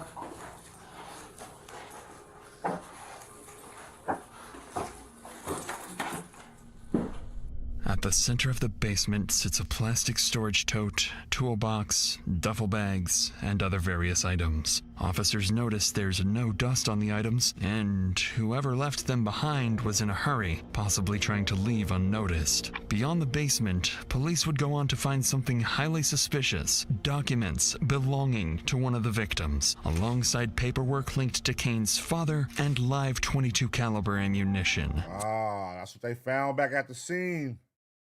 22. They was killed with a 22.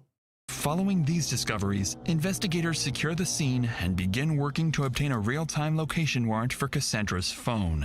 With their suspicions growing that Cassandra fled with Kane, officers know they need to locate them quickly before they vanish, potentially escaping to Canada. 4 days later. 12 hours later, investigators strike gold. The warrant for Cassandra's phone is successfully approved. And in a major development, Verizon pings Cassandra's phone nearly 1,000 miles away. She's no longer in New Mexico, but in Hernando, Mississippi, inside a Super 8 motel. With this discovery, the case becomes multi-state, with police in Mississippi quickly briefed on the investigation. Officers are then Who the hell ups and jump and go from New Mexico to Mississippi? Why do you... Bruh, people are dumb, dog. Oh, hell no, man. What the fuck, man? Throw your phone away. Like, if you were going to be on a run for a goddamn multiple murder, throw your goddamn phone away. Why are you going with your phone? See, this is what I don't get, man. People are stupid. Dispatched to locate Cassandra. This is the final phase in the case, and what happens next will determine whether police get the critical answers they need or lose the lead entirely. As officers make their way to the Super 8 motel, their primary objectives are to extract information about Kane's whereabouts, test Cassandra's statements, and determine how deeply she may have been involved in the homicide of her own relatives. When officers finally arrive at the motel, something immediately feels off. Miss who? Miss John. Or actually, technically, I'm Douglas. Because I still have my ex's last name. So, what's going on? What are we looking at here? I don't know. You tell me. All I know is that what? My brother went missing on the 21st. We were trying to investigate his property. We thought Mary and Killian had left. And then Mike came down and started being aggressive and hateful and shooting rounds. And we've already tried to file this with the Roswell Police Department down in New Mexico. Would you consent to a search of your vehicle? You can search the car and you can search the ramp. I don't care. Okay. Interestingly, Cassandra now seems on the verge of an emotional breakdown for reasons the officers are yet to understand. Hold on. Wait a minute. All right, we still got to circle back to that pregnancy test. The only girl in the picture is her. I'm still on that pregnancy test. Do y'all think he fucking his sister? Is that too far-fetched to believe that he's fucking his half-sister? After all, only 24 hours have passed, and seemingly no new information has been relayed to her. Neither news of the murder, nor that Kane is the main suspect, nor that her house was just searched. So to get to the bottom of her emotional reaction, Mississippi officers on scene coordinate a call with Special Agent Kyle Graham in New Mexico, who's been tracking the growing list of contradictions in Cassandra's statements. Using those inconsistencies, the detective is about to carefully test Cassandra's story and see how far she cracks. Do you mind grabbing those, taking your waffles upstairs? I'm not upstairs, I'm downstairs. Downstairs. Yeah. Yeah. 104. You spoke with a detective 2 days ago at your house in Roswell, correct? Yeah. The day the Walter showed up and I had to leave. So I brought them over here to Mississippi. Why is that anything wrong? No, there's nothing wrong with that. What we're trying to do is we're trying to figure out what's going on with Kane and what's going on with his family. I don't know. I haven't even, like, I just met Killian and my grandmother for the first time in my entire life in November. So were they there whenever you guys were there? No, Where were they at? I don't know. The house was empty and there were boxes in the middle of the living room. That was his dad's property. He was supposed to go to him afterwards, but he wasn't here. He had to go up to Canada. And so who was driving in the dead house? Like who could drive a car? They all could. I know that they had that little blue car. And who was driving the green car? That I don't know. As far as I know, that car is not drivable. Well, we have video of Kane driving the green Subaru. Uh-oh. And we have information from the neighbors that the green Subaru was at your house at one point in time. Got him! Got your ass. This is what I want, okay? I just want honesty. Okay, I know you know a little bit more than what you're telling me. I don't know if you're trying to protect Kane or if you're scared. I'm scared because I don't know what's going on. Okay, well, we've been working this case for 3 days straight. And I know a lot more information than I'm telling you. Of course I'm trying to see if you're going to be honest with me. Oh, here it go, y'all. She's finna crack like a breakfast egg. I'm calling it right now. She finna tell everything. I didn't know what was going on. Y'all see how she keeps saying she just met everybody. I didn't know. He just told me. I don't know. She finna pin this all on him. Watch. With every sentence, the detective becomes more convinced that Cassandra is hiding something she fears could incriminate her brother or even herself. But there is something a lot more concrete detectives previously uncovered, and the detective is about to leverage it to completely trap Cassandra. Are you aware that Kane made a police report whenever he got to the house originally, the very first time, about people squatting in his father's house? Yeah, because they weren't supposed to be there. They hadn't paid any of the mortgage on it. We found documents showing that they were still using Frank's credit cards, and Frank has been dead, and that all of the bills were still in Frank's name, and they were still using that. And so I told him that that was illegal as fuck, and he needed to make a police report because you can't be using. Don't stick that in my face, honey. That's like identity theft. Is it true that Kane didn't even know his dad died? Yeah. He didn't know that his dad died until he came back to States. Who told him? He found his obituary. He found his obituary shortly before on the internet. That's how he figured it out. So almost a year later, he finds out his dad died. And I know that he's upset about that. But that's not enough reason to kill somebody. Nah. You win on this shit. Now, your true colors are starting to show right now. Then what? So did he kill somebody? She's the mastermind. She's the mastermind. I don't understand what you're trying to accuse him of. Well, that didn't sound very convincing. I don't know what he's trying to accuse him of. She's the mastermind, y'all. That doesn't sound convincing either. Sure enough, that doesn't sound too convincing to the detective, because Cassandra has seemingly slipped up. At this point, no one had told her that the missing family members were dead or that Kane was suspected of killing them. Oh, shit. She just slipped up. That's not enough reason to kill someone. Whoever said somebody got killed? We never said that. Got her. Realizing her mistake, Cassandra quickly starts backpedaling to regain control of the narrative. You got anything else, Cassandra, that you want to tell me? Do you really think Kane killed them? Or hurt them? I'm pretty concerned. I mean, I don't think 3 people just vanish off the face of the earth, especially when 2 of them are elderly. And then Kane just comes in from Canada and all hell breaks loose. That's kind of suspicious to me. Right. God, I'm so stupid. I wouldn't even think to put 2 and 2 together like that. Yeah, all right. But Mike was so f***ing scary when he came down. And he was so aggressive. And I thought we were gonna die. I thought he was gonna shoot us on the property. Well, you didn't even see that he had a gun. Kane told me that he had one. And he was mad enough. Oh my God, he was so mad. As a last-ditch effort, Cassandra goes back to accusing Mike of being responsible for the disappearances. But in fact, officers in New Mexico have already quietly debunked that claim, information they are holding back for the right time and place. Before leaving, they also check Cassandra's car, where they find belongings hastily packed up. But Cassandra explains this as a desperate attempt to run away from her abusive ex-boyfriend. So shortly afterwards, the officers wrap up their visit. But in doing so, they've proven something crucial. They can find Cassandra whenever they want, something she clearly didn't anticipate.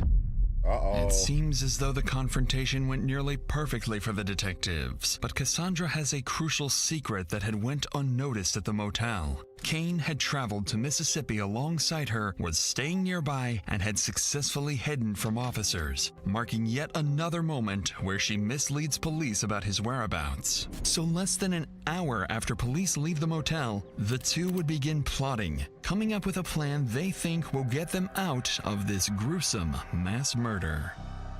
At 2 p.m., Cassandra's vehicle is seen in front of the Hernando Police Department. Kane would step out and calmly walk into the station. 15 minutes later, Kane would be seated in the department's interview room 2, alongside... Oh, no, these motherfuckers are idiots. Oh, hell no. These motherfuckers are idiots. Oh, come on, man. All right, let's see what they finna say. Right now, whatever they finna say is finna be the dumbest shit in the world, because what the fuck are y'all doing, brother? You just got in town. All of a sudden, the people who's at the house that you're mad about living at the house is missing. And the last person that saw you said they saw you with a gun. The last person who seen you at that house said they saw you with a gun. And what they find in the house? Bullet shells. Nigga, family's gone. Blood cleaned up. They got you on Walmart buying cleaning supplies. You're done, dog. Detective Stovall. The sudden appearance of Kane would leave detectives with little room to prepare, so Special Agent Silva, a New Mexico detective already working this case, would be placed on call to assist in the interview. It's important to note that this is an interview and not an interrogation, as Kane has agreed to speak voluntarily and has not been detained. In reality, this interview can only work against him, but in his mind, this is both his and Cassandra's final chance at freedom. Agent Silva would begin the interview by making this crystal clear. And before we get any further, I do want to let you know that you are not under Miranda rights. You are not anything like that. You are free to leave at any point. You don't have to answer any of my questions, anything like that. You can say, hey, I don't want to answer that question. If you don't want to, we can go over another question and we can skip to the next one. But I do want to let you know that you are free to leave, okay? Thank you, sir. All right. After realizing he's free to walk out at any time, Kane shifts tactics. He begins probing the detective for information, trying to figure out how much investigators have bought into the false narrative he's been intentionally feeding them. Can I ask you something? It's, on one hand, kind of nice to talk to somebody from Otero. Also, maybe a little concerning. Did we have to speak directly because I'm considered a missing person? Well, that's what I wanted to talk to you about, is there's so many, like, missing persons. There's a lot of phone calls to the sheriff's office. So, like, why would somebody be saying that you're missing, and then there's also some other missing reports going on? Like, there's a lot of firearms missing, right? There's a lot of vehicles missing. They want to talk to you and get your side of the story of what's going on. I was trying to come in and speak with somebody in person. And what happened with that? On my way down to Alamogordo, I gave another uncle a phone call because I had seen him on the property and he was a very looming presence at the time. I was hoping to stop in and ask him about some things and some personal aspects that were going on. I wound up getting run off the property and had to kind of go into hiding because I know his influence and the extent of his company. Okay, well, which uncle is that? Oh my God, dog. These niggas are dumb. Mike Blett. So Mike ran you off the property. You had questions for him? Is that what I'm understanding? Yes, sir. So when did this happen? It was when I was on my way down on the 21st. I kind of explained the situation to my sister a little bit, and I told her, if you don't hear from me, call somebody. I know I keep jumping around and just trying to confirm everything. You went to Mike's house to talk to him and he shot at you, correct? Yes, sir. Because I want to talk to Mike about that. Like, why are you shooting at people through front doors? That's kind of dangerous. That was the suite that was on the 21st. I would absolutely appreciate you taking a look. Kane makes his alibi clear. Mike, the man who kicked the entire investigation off in the first place, is the suspect detectives need to be focusing on, alleging he shot at them through the front door when they approached the home. Unfortunately, detectives have spent far more time investigating than Kane realizes, allowing Agent Silva to completely debunk Kane's story. What a bunch of fucking idiot. So now he's trying to make it like the nigga was in the house with a gun, so that's who killed him. And come on, man. Golly. These niggas are dumb. Oh, hell no, man. What the fuck, man? Man, listen, man. Don't do crime, man. Like, what is... you didn't think this through. You moved on impulse. You moved too fast. And now you're trying to clean it up and think what will work. But it's too much shit working against you in your favor, in their favor. Like, explain the green car. Explain you driving the green car. And have her explain why is it at your house and you said the car didn't work. Y'all fucking up. Simply put, there are no bullet holes or any signs of a shooting on the property. Okay. So here's the thing, Kane, is I'm gonna start going through some of your story here. Okay, that's not making sense to me. I'm not saying that you're lying. I'm just saying I don't think it's fully there yet, if that makes sense. It was kind of cut off. Can you hear me? Yes, sir. You went to Mike's house. Mike shot at you this week through the front door. You announced yourself. How come you didn't call 911? I know that they very much do not take too kindly to law enforcement. Okay. And I kind of really hope for that to be avoided. So here's the thing on that, is I have some investigators that are there at Mike's house, that have been to at Mike's house. There are no bullet holes through his front door. There are no bullet holes through the siding. They're not seeing you on his cameras at his house. So that's what I'm saying, is some of it's not making sense. You didn't count the cameras, dumbass. Everybody got fucking cameras. You didn't count the cameras, did you? So did you actually go to Mike's house and knock on the door? I did. Because you're not on camera. Did they check? And his cameras go back this week. They go back last week. So I'm not seeing you anywhere on there. We had a ton of different game cams that are all on their... Man, just get up and walk out. You don't got to be there, bro. Get up and walk out. This is where you need to leave. Hey, man, say what you got to say right here, and then be like, hey, I got to go. Because, nigga, we're busted. SD cards. He doesn't have any of the chips from the 21st? What? No, I'm saying he has video surveillance of this week and of last week. But they are not seeing you anywhere on the cameras. Kane appears shocked by these details. Whatever he thought happened that could favor his story simply didn't. Kane would sit in silence for an extended period of time, seemingly in denial that his plan was so terribly miscalculated. Terrible. How you didn't take in consideration that the nigga had cameras? And if you're saying I walked and knocked on his door, it would be showing that on the camera. See, niggas is dumb. Look, you don't know what to say. If they still have the footage, they should totally show me pulling up. I parked along the mailbox. What? Kind of behind it a bit, not necessarily pulled up past it. Shut your bitch ass up! It's over with, man. Hang it up. You're done. Look, you can't even talk no more. He's stuttering now. He don't know what to say. You're busted, brother. Walk out. Leave. Just go. Walked right up the drive up to the...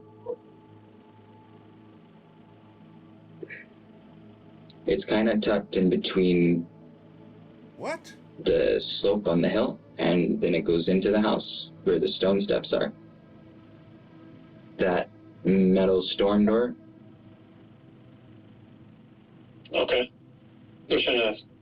I'm just trying to give you a path so that you can see. And that was early afternoonish. I got there between 1 and 3 o'clock, I believe it was. I have to look at the call, but I don't have it. This is bad. This is bad. But if they have that footage still, then I'm definitely on it. Kane proceeds to give a nearly 10-minute explanation of where he was parked. Unnecessarily complex explanations like these are usually a telltale sign to the detectives that the suspect has shifted into a defensive state, looking for any validation that the detective is believing their lies. Agent Silva takes note of this and begins leaning deeper, this time pressing Kane on his sister Cassandra and her potential involvement. Previously, police recovered and documented strange items during the home's crime scene search, and it's still unclear why they were there. Silva plans to use these details to force Kane into defending Cassandra's innocence, a tactic that will create a contradicting story compared to what Cassandra told officers just hours prior. So are you aware that That's a sick ass shirt she got on. we spoke to Cassandra? Yes, sir. And the reason I ask is I'm just trying to get, like, if something happened up there, Kane, I want to know, like, was there an argument going on? And I know that you were up there in January. Okay, we can kind of get away from that. You were up there in January. If something happened up there, I want to know what happened. Okay. If there was an argument, if something happened, like, kind of help me help you, okay? What happened when you were up there in January of this year? I'm trying to figure out everything that has happened as well. That's part of why I wanted to speak with you guys and kind of get you involved in looking. Because I'm going to be honest with you, I'm confused on these timelines. You were up there this week at some point, and you were up there last week at some point.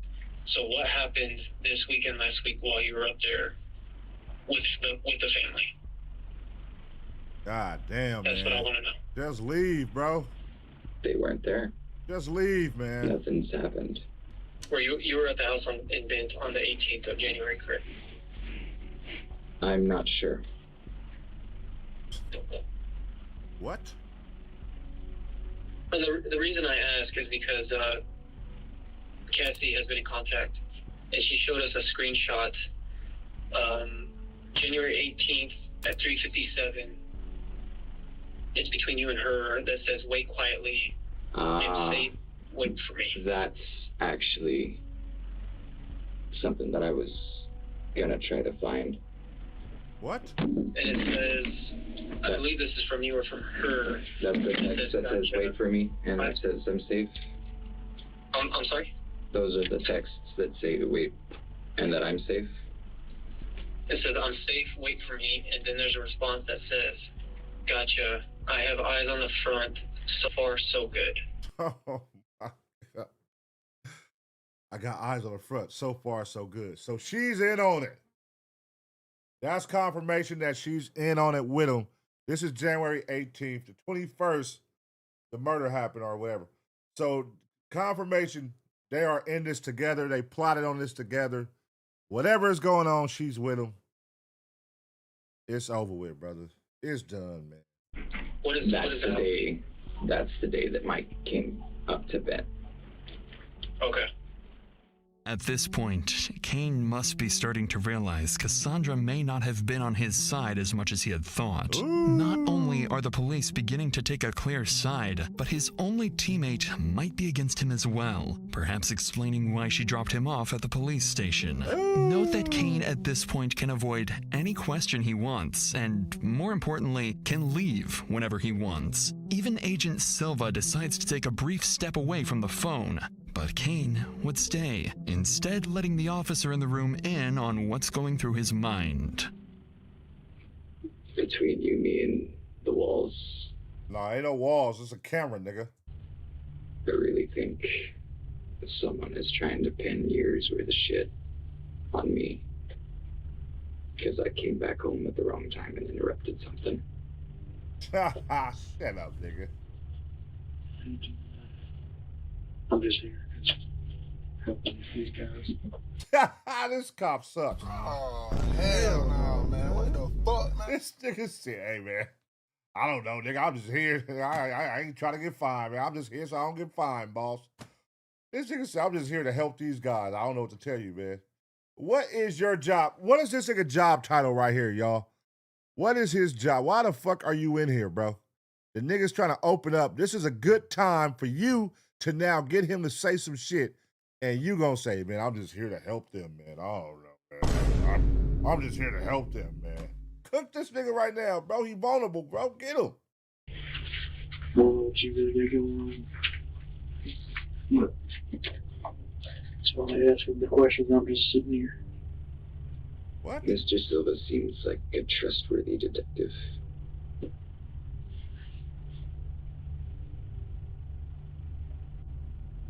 I used to joke, though, and I always say I make a great scapegoat. I'm kind of hoping it's not the case this time.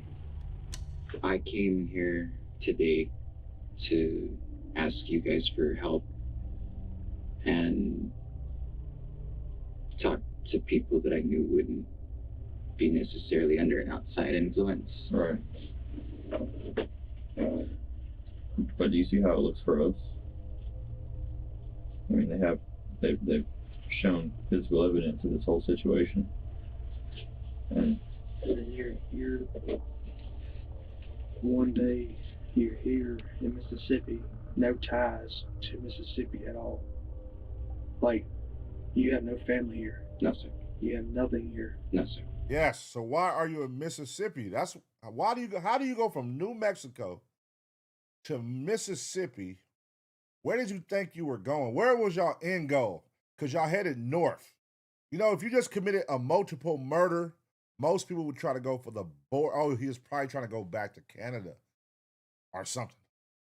Like, most people would go north and go to Mexico or some shit, try to get up out of here. Maybe he was trying to go back up north to Mexico. I mean, to Canada. That would be stupid, though. All right.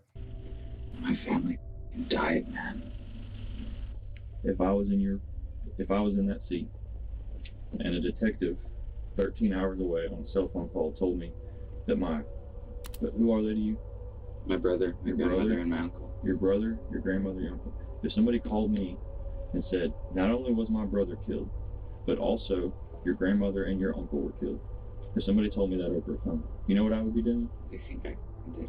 Do you know what I would be doing? I wouldn't be sitting there staring at a wall. I'd be bawling my eyes out. I'd be throwing the water bottle across the room. I'd probably rip this table out of the wall. Yeah, but then you guys just rush in here and... But I wouldn't give a shit. I wouldn't give a shit. Because of how much I'm close with my brother. I'm not close with my grandma. But it's still with the fact that somebody did that to my family. Do you understand where I'm coming from? Well, they asked what I think should happen to Mike or whomever did this, and in polite company I couldn't say, but back where I'm from, maybe it's up from a tree. Right. So that's more of a response that you would expect. But the issue I'm having is there's no emotion. None whatsoever. Expressed no sadness. We're not getting anything. Which leads me to believe you already knew this had occurred. I didn't know that. Look. Even the officers with no context of the case can't help but assume Kane was involved in the murders, leaving him to sit in silence as he realizes how poorly this voluntary interview has gone. Agent Silva would return and continue pressing Kane for answers. Whose idea was it for him to come into the police station? Like, who told, like, you and her plotted, hey, this is what we're going to say. And then the moment that he presents some shit that don't line up with what you said, which is you couldn't have possibly walked up and knocked on the door because you're not on camera. From there, you lost all your energy. You started stuttering. You couldn't answer. Your whole story was thrown off now. And you haven't showed no compassion. Dog, you lost your grandmother, your uncle, and your brother, and it don't seem like you care one bit. Eventually revealing that he had, in fact, been inside the house multiple times the week of the 3 victims' disappearance, and admitted to helping Cassandra travel to Mississippi with her kids, something she lied about earlier in the motel. Even worse for Kane is that, as the hours-long interview progressed, officers behind the scenes were already taking action. They were instructed to locate his uncle's stolen green Subaru, which they suspected Kane used to drive to Mississippi alongside Cassandra's own vehicle. After looking through surveillance footage and searching around the city, officers hit the jackpot and tracked down the missing car. Inside, they found latex gloves, .22 caliber ammunition, an empty Ruger pistol box, and most importantly, Kane's passport. Oh, hell no, man. What the fuck, man? Bruh. So you took the 22 bullets with you? Oh my fucking God. This nigga's an idiot. Tying him directly to the stolen vehicle. Now investigators have exactly what they've been missing. Probable cause. And with that, Kane is no longer free to leave. And he's about to find out just how massively his attempt to clear himself and Cassandra backfired. What's going on, bud? You mind there? All right, stuff. You mind standing up for me real quick? Yes, sir. Turn around, facing this wall. Yes, sir. You're under arrest, buddy. You played yourself. All right. So what's going on, man, is you're going to be going out to the Soda County Sheriff's Office, all right? You're going out of our jail, all right? Yes, sir. All right, walk this way. This nigga left his passport in the stolen car with the bullets of the gun that was used in the murder. Oh. Back at the Motel 8 in Mississippi, Cassandra would patiently wait for Kane to return, give her a call, or just show any signs his interview was over. But as hours passed, it became clear that something had gone terribly wrong. Growing worried, Cassandra packed her bags and fled alongside her children, making yet another 1,000-mile drive back to New Mexico. Detectives keep tracking her phone signal until it finally stops at her parents' house. By this point, investigators have more than enough to justify Cassandra's arrest. But one critical question still remains. Was she directly involved in the murders? And if so, to what extent? Because of that uncertainty, officers make a deliberate decision. Rather than moving in aggressively, only 4 investigators go to the house, keeping the encounter calm and cooperative. Their goal is to interview Cassandra on the property and, if possible, apply enough pressure to turn her against Kane. If they can do this, they'll be able to pin both Kane and Cassandra against each other. All right, let me ask y'all. Here we are. We are this far in this reaction right here. Do y'all think she is in on this with him? Yes or no? And 2, do y'all think she is finna turn on this nigga right now and give up the info of all that happened? Forcing them to incriminate themselves. This is Bryce Daly. He's with Lincoln County Sheriff's Office. He's a credit on you. Okay? No. So there's not 100 of us today. There's just 3 of us. Do you want me to start from the beginning from what I know? or do you want to ask me all the questions first? No, I'm gonna let you tell your story, and just so that you know, you're not under arrest. You're free to leave whenever you want to leave. We came to you because we talked on the phone earlier through the text. And what I told her is she needs to stop overthinking everything. You're trying to be a detective herself because she's seen all this stuff and she's trying to put pieces together and knows that he was lying to her about things. So just start at the beginning and tell it like you told us. So I wanted to apologize to you because whenever I spoke to you the last time, I wasn't thinking straight. Not only is Cassandra much more cooperative this time, but she quickly admits that she had been dishonest before and even apologizes. Shit. Her father's comment makes it seem like she's on the verge of throwing Kane under the bus. Wait, her dad is a cop? What the fuck? Which is exactly what investigators are here for. So with the reassurance that she's not under arrest, Cassandra begins to share some much-needed details about how 3 of her relatives ended up mysteriously dead. So I know on Thursday, we were driving up there and we had just went through Ruidoso, and he said that he wanted to stop by Bent right quick. So he said, okay, drop me off here. Wait here and I will let you know if I need anything. I've probably left him alone for like 45 minutes-ish. Where does he go? He's inside the house. Okay. And he says that he couldn't find anything. Don't know where anybody's at. And that it's okay for me to come inside. And I go inside and like I kept telling you, it smelled fucking weird in there. Almost like something had like died within the walls. Like an animal or something. I was already concerned by the fact that he felt like something had happened. So I'm trying to rationalize through that, and he's just saying, I'll do it, and we're doing things legally, it's okay. And then he has me help him, he drives the car off somewhere and has me help him push it off. Wait a fucking minute. Whoa. Jesus Christ. Into like this little ditch thing. And at one point, whenever I tried to say, hey, you guys, like, you need to call somebody, he said that the majority of the cops up there are crooked. I worked in the ER down here. I can see how you can think that sometimes, for sure. No offense. So like, oh yeah, no offense to you guys either. Investigators are clearly not fond of Cassandra's strange remark.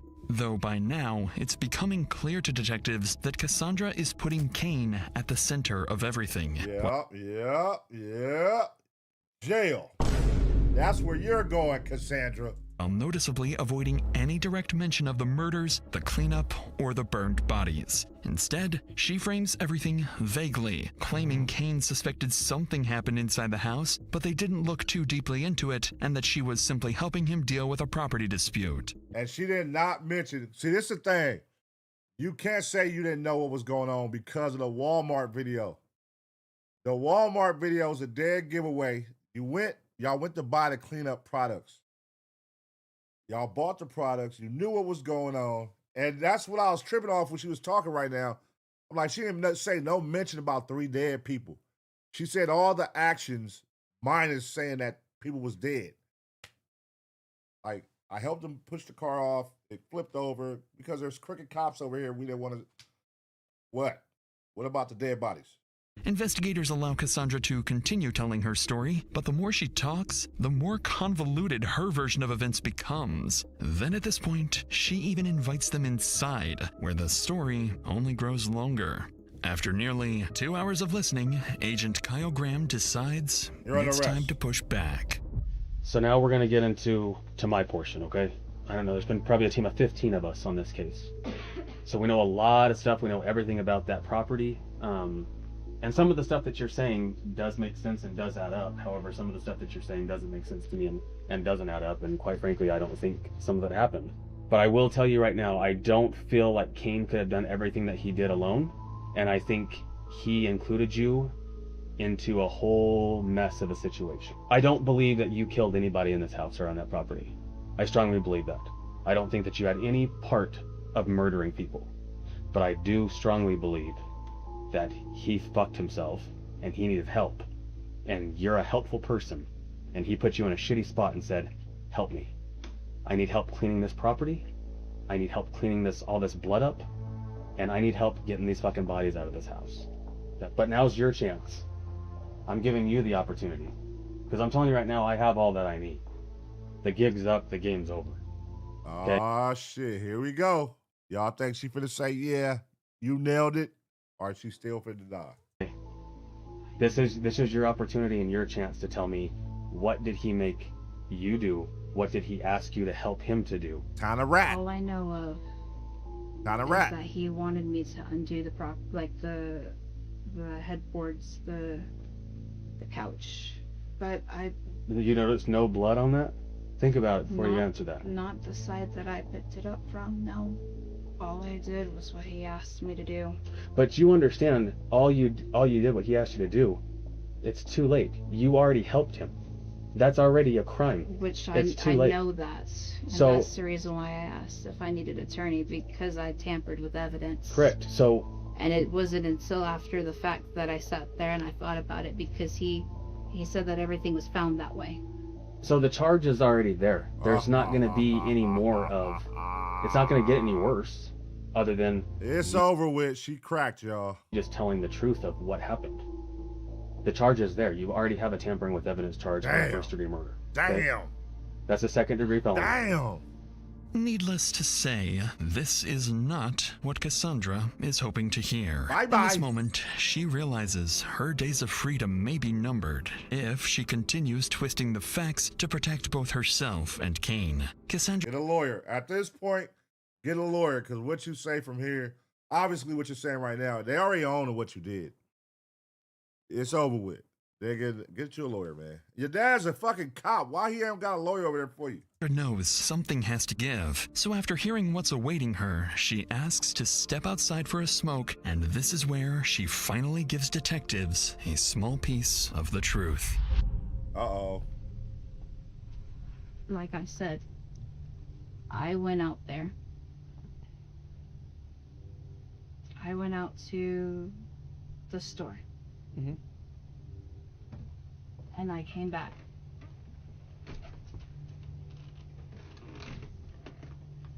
He said that he found them that way. He said what? That way? So what did he tell you he found? People on the floor. How many people?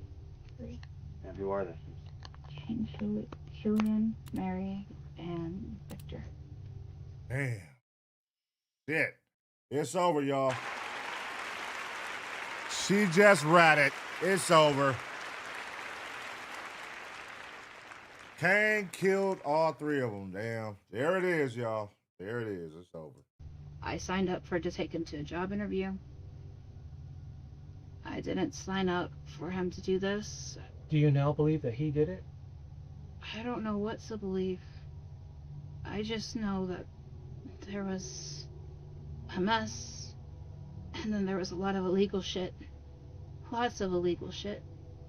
What else did you help clean up inside the house? Besides the blood? And the furniture, taking it out. Yeah. And I didn't see how bad the furniture was. Did you help clean up anything else? There's so many red flags going on right now of you saying that you walked into this house and King telling you, holy shit, I just walked into a house and all my family's dead. Let's get rid of them. That does sound really stupid. Doesn't it sound stupid when you say it out loud? Because I guarantee you, I walk into a house with my family dead, shit's about to hit the fan because we got to figure out what the hell just happened. And I'm calling the cops. I don't... Got your ass again with that one. How can you explain that? I can see if it's like some random people and you say, I didn't want my brother to get in trouble, I helped. But these are your actual family members. And you just saying like, yeah, he said he found them like this, so I helped him get rid of them. These are your family members. Make that make sense, man. We're telling you, we've done our research. I've gotten 0 sleep in 5 days. We're not letting this go. This is a triple homicide. And not letting it go is exactly what investigators are going to spend the rest of the day trying to do, hoping Cassandra will eventually crack and give them the full story. Unfortunately though, this is the closest they will get to a real admission, as Cassandra begins to backpedal and returns to a revised version of events where she claims they found their family members already dead. They then simply decide to cover up the scene to avoid getting in trouble because Kane believed the police were corrupt. Detectives would spend until nightfall pressing Cassandra with no success, and she ultimately sticks to the same story. So before ending the interview and leaving, Agent Graham has one more rather strange question that's been on his mind all this time. He had access to my phone. He knew my passwords. Like I said, I trusted him. He was supposed to be my brother. Can I ask you a really weird question? Sure. No. Are y'all fucking? Oh, never mind. No, go for it. Are y'all fucking? Why did you guys buy a brand new box of condoms? I knew it. I fucking knew it. I knew it. I knew it. I knew it, bro. They're fucking. I said it. Cause why the fuck? She's the only girl. Why would a pregnancy test be there? They fucking. No, that was a joke. It should be the skin on latex. And I had bought those in Chattanooga. And hers? And I threw them at Walter because I was tired of having kids and I was tired of being pregnant all the time. But why would they be in the Bent house? I don't know. Why would they be in the Bent house? That's why I have a weird question. Last time I knew about them, they were in the they were at my house. Well, this was in the well house with all of the cleanup. He told me that there was a possibility that Corinne wasn't his mother due to DNA tests, DNA results. And that there was a potential that he had feelings for me. Sick motherfuckers, bro. I told y'all they was gonna do some sick shit and try to live together. Take that house and this will be our house. Sickos, man. That's how sick motherfuckers think. Mm-hmm. And that's not weird for you? Like to be around him with your kids when you guys are pretty much brother and sister? Like it was weird, but he never acted on it. I thought you guys were step siblings, not half siblings. No, we're half siblings. Well, because we also found a pregnancy test. Yep, I had a one-night stand at the Variety, and I didn't start my period on time. And I panic, and I overthink, and there should be 4 of them. You're a liar. You're a fucking liar. Detective's tone makes it clear they aren't convinced, suspecting Kane and Cassandra are hiding important details about their relationship.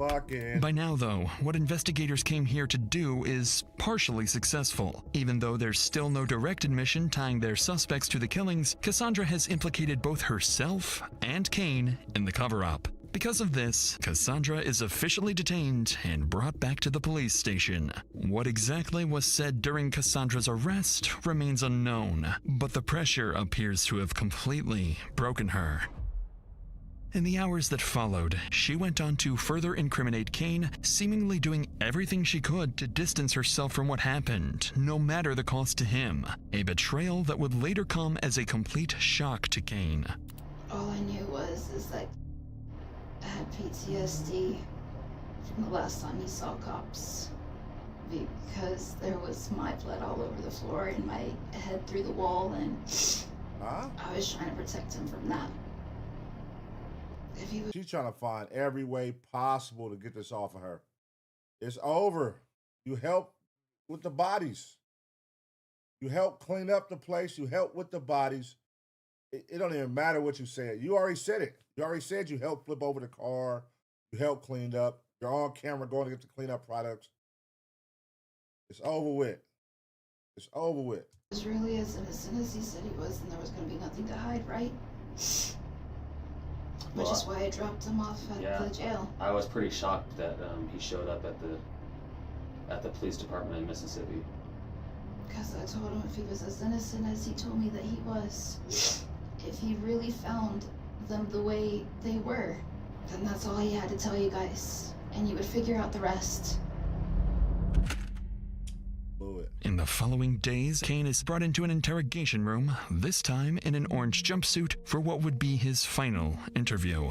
Agent Graham is assigned to conduct the interview. The same investigator who previously spoke with Cassandra and he's a creep. Secured her confession. By this stage, Graham knows the case inside and out, and he approaches the interview with a deliberate strategy, intent on extracting as much information as possible. And in this case, that's exactly what's needed, because now, more than ever, detectives need a confession. Right as the interrogation begins, Kane makes a desperate attempt to ensure Cassandra is keeping her story together. He seems to be completely unaware that Cassandra isn't protecting him anymore. Do you happen to have a pen handy? I do. Uh-oh. Do you have her number? Uh-oh. Because I have it in my wallet at the jail, but they won't let me access it. And I need to make sure that she's okay because she mentioned wanting to go back down to New Mexico. And after doing it once, that's already a hard enough trip. Huh? Oh, you don't know that she... Oh, you don't know. Oh. Oh, she hasn't called you. You guys haven't talked. Well, I talked to her Sunday when she got back into Roswell. I don't even know what the date is, man. At this point, Kane still believed Cassandra was in Mississippi and hadn't spoken to officers since their first contact. Unfortunately, not only did Cassandra confess since then, but she did it in front of the very detective, sitting just feet away. So, I talked to her on Sunday. I traveled to Roswell when she got in. I talked to her for probably, I don't know, more than 2, less than 4 hours, okay? And then on Monday, I traveled to Roswell again, and I talked to her again. Okay. For about, I don't know, 2 hours, okay? But I learned a lot from her, okay? And I'm hoping that I'm going to learn more from you. I don't want to call anybody a liar, but I think there's some inconsistencies with your statements. Because I want you to know that there's going to be a lot of questions that I ask you that I already know the answer to, but this is going to be a test for you to see if you're being truthful with me, okay? Because I know it's the truth, because I've been working this case since Wednesday the 22nd, okay?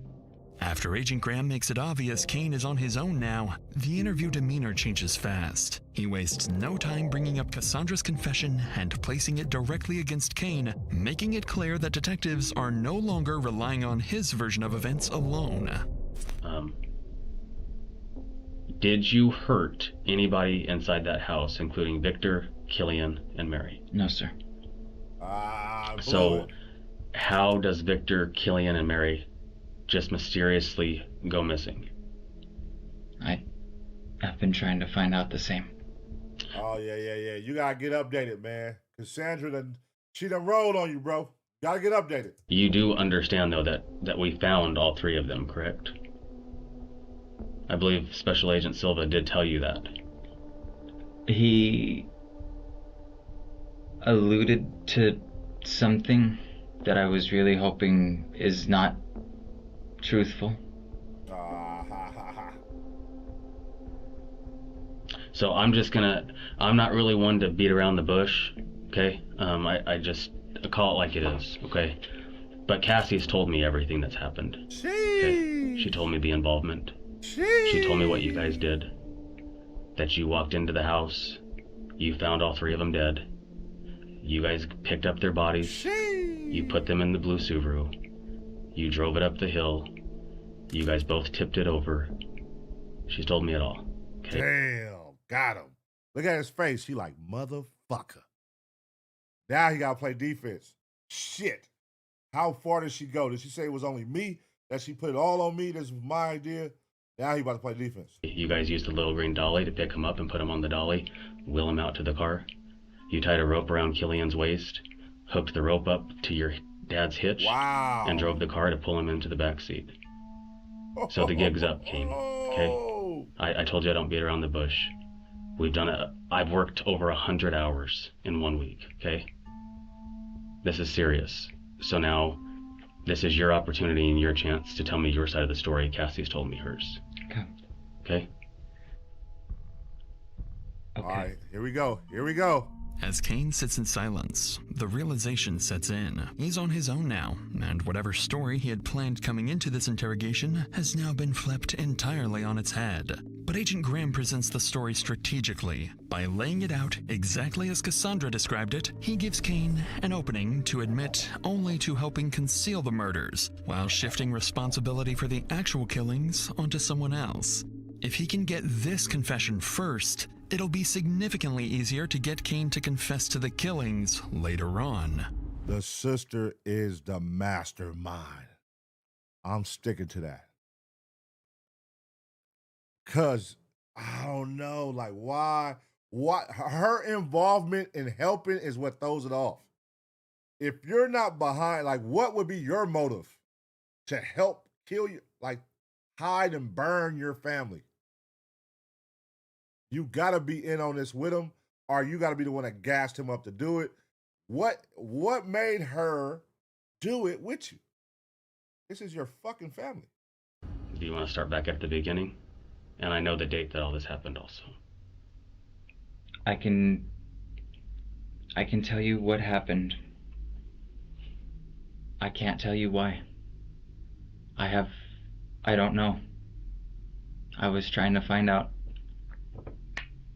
I fucked up your crime scene, and I'm sorry for that. Is everything that I just said, what Cassie told me, is that accurate? To a degree. And what isn't? When we went to the house that day. And it's just you and Cassie? Yeah. Not the kids? No.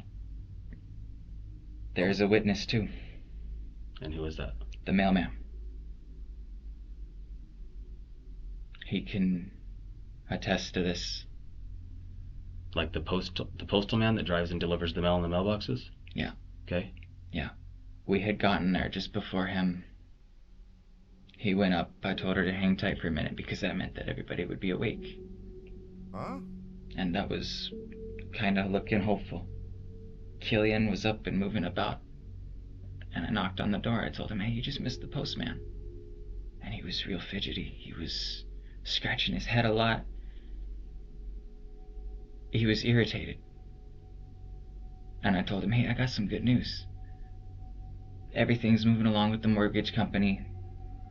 We're looking to move in, and we ought to be all set by like the end of the month. Everything should be good. They got my process, or my status is pending. He closed the door, and I watched him take the mail off to the bedroom. And then he went back, and I shit you not, I heard like... Huh? What? Must have been 20 gunshots. Ah. I didn't even think to do the front door. I just ran around to the side, came through my door. What? And it wasn't closed all the way.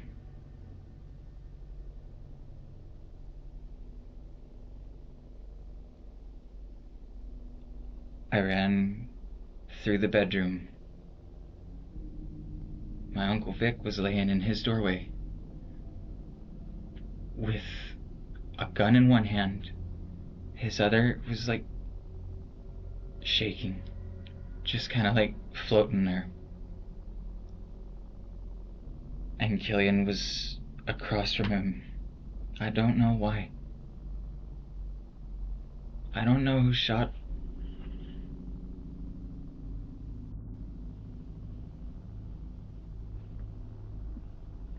I don't know. Shut your bitch ass up! Man, ain't nobody believing that shit, man. What the fuck are you talking about? So all of a sudden, hey, I'm getting the house. The mortgage thing is going to be done at the end of the month. All right, let me walk in the room and 20 shots and kill everybody in the house. Like, that don't even make sense. If anything, I'm going to go get the gun. Who's jeopardizing us living here? You, right? If anything, I'm going to go get the gun and shoot your ass 20 times so you can't get the house. Why would I go kill everybody in the house because you're getting a mortgage? Nigga, that don't make no sense. So where... I'm sorry, Kane, but I don't mean to be an ass, okay? But I know when you were going down this road that that's where you were headed, okay? That one of them did all this. The evidence... They both had guns. Kane and Victor both had guns. Killian, sorry. They both had f***ing guns, and they told me there weren't any left in the house. Where are they? You and Cassie were the only ones in there. So what'd you guys do with the guns? Do you see that I've been doing this for a long time, okay? I'm not dumb. This isn't my first homicide, okay? Kane falls directly into Agent Graham's trap, confessing to concealing the bodies and giving a terribly thought-out lie about who committed the murders. But Graham doesn't stop there and begins pressing further, letting Kane know that nothing he can say at this point will dig him out of his grave. I'm not gonna lie to you though, Kane. Like this was a pretty tough one for us. This took a lot of time. This is the most that we've ever spent on a case, by the way. This is the farthest we've been to investigate one too.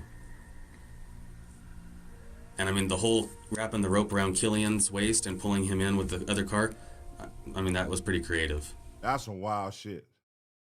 The nigga's so big y'all can't put him in the car, so you put a rope, went through the door, put it in the back of another car, and pull forward so that you could pick him up and pull him in the back. That is real commitment, bruh. That is real commitment. And the fact that she's right there with you says a lot about this shit. Like, she's like, look, you do this. Matter of fact, while you pull the car up, I'm going to push him. Like, she's helping all the way. And I'm being serious. I'm not being a smartass. I don't know how I would have got him in the car either. I don't know how I would have got him on the wagon. That's 200 pounds dead weight, 280 pounds dead weight. That's a lot. I mean, you're not much bigger than me. I mean, think about how crazy that sounds, though. No, like you were cremating them, and you went up there on the 22nd and you burned them, right? After you and her put chain link over the top of the car with the little camouflage tarp thing and all the sticks and brush covering it. Oh my God. Stupid. I did try to offer them a cremation. Huh? I mean, that was nice of you. But I didn't hurt them. Because the rest of the family didn't get to say their goodbyes. There aren't enough of us left. And I mean... What do you mean by that? I did offer them a cremation. What do you mean by that? I did offer them a cremation. I gotta give it to you, too. Using the come-alongs and the steel pipe to prop it over to get it dumped over. Like, this is one of the most creative homicides that I've seen. I didn't hurt anybody, sir. I would never hurt my family. Oh, but Kane, that's what they all say. I don't buy that you didn't do it. I'm sorry. I can't. I think Cassie's full of shit on a lot of things, but I don't think she's full of shit on that. And I'm not so sure that she wasn't involved in it, to be honest with you. She wasn't even there, sir. Okay, well, I'm telling you right now, Cassie's in jail. That's why you can't get a hold of her. Got her. I need an attorney. Okay. Wait a minute. Oh, hell no, man. What the fuck, man? Hold on. You done got all the way this far to now you want to ask for an attorney? You want to ask for an attorney when it's all figured out? This nigga is dumb. You should have asked for an attorney, nigga, when you walked into that damn police station voluntarily. Nigga, what the fuck? You stupid motherfucker.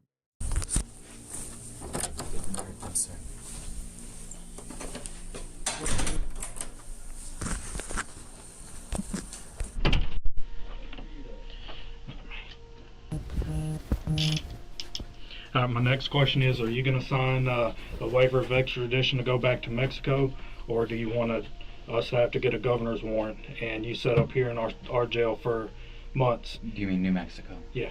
Okay. What you gonna do, buddy? Detective? I can't tell you, but I can serve you with this target notice, okay? These are the charges that are being filed against you. This is what we're going for grand jury, okay? Come on, read them out. I can't accept that. Well, it's not an option. These are the charges. That's what's coming against me. Yes, sir. These are your charges. I can't accept that. Clearly, Kane doesn't seem to understand the law, and he'll be fighting the charges regardless of whether he accepts them or not. This nigga said, I can't accept that. Who the fuck do you think you are? I can't accept that. Bitch, this ain't for you to accept. On paper, Kane is charged with an array of crimes, including arson, aggravated burglary, and 3 counts of first-degree murder. Additionally, Cassandra would be officially charged following the interrogation, also getting 3 counts of first-degree murder, conspiracy to commit murder, and tampering with evidence. In the weeks that follow, detectives and prosecutors begin assembling the full picture. The blood patterns inside the house, the cleanup supplies, the burned Subaru, the shell casings, the clothing, the phone records, and Cassandra's own statements describing the disposal of the bodies. And after countless sleepless nights, investigators believe they have finally pieced together what happened. Victor, Mary, and Killian All right, here we go. Let's go. Break it all down. Killed near the south bedroom and kitchen before being moved through the house. Their bodies were then loaded into Victor's blue Subaru, which Kane allegedly drove into the canyon, pushed over a ditch, and set on fire. Kane's shifting stories and control of the green Subaru point investigators towards him as the primary actor, while Cassandra's admissions place her squarely in the cleanup and cover-up. Detectives see Kane returning from Canada as the start of a growing grievance over what he believes is rightfully his. 22 acres of family land. They allege that a dispute over the property motivated Kane and that he drew Cassandra into a plan to cover up the deaths and claim control of the land. For now, both remain presumed innocent unless and until they are proven guilty in court. If convicted, they could each face multiple life sentences under New Mexico law with decades behind bars before any possibility of parole. As for Mike, Lourdes, and the other relatives, they can rest safely for now, praying that those responsible never see the light of day again. Wow. All right. And there you have it. That was a good one, man. That was a good one. Wow. I think it's pretty obvious what's going to happen here, man. All roads lead to, as soon as you got back in town, everything went left on your family property. You had motive. You had reason. You're crimey. She rolled on you. She confessed that you did the shit, what you did. You basically told the same way. It's no ifs, ands, or buts. Jury, they're going to convince the jury that you guys did that. Like, we are convinced that we're all watching. I know it's going to be easy to present to a jury and make that make sense. And you niggas waiting to get a lawyer that far in is crazy. You know what I mean? Like, look how much info they milked out of both of y'all. Like, and y'all knew y'all did a triple homicide. That's what's crazy. You know you guilty. There's no way that you think you're finna outsmart them niggas with look how sloppy you are. You're driving the fucking stolen car. You're all, nigga, the people see you going back and forth to her house. She lying, saying she ain't saw you. You got the car with a goddamn passport in there with the bullet shells for the shells used in the murder. Like, you just all out of pocket, man. This was terrible. You feel me? Rest in peace to the fallen in this video.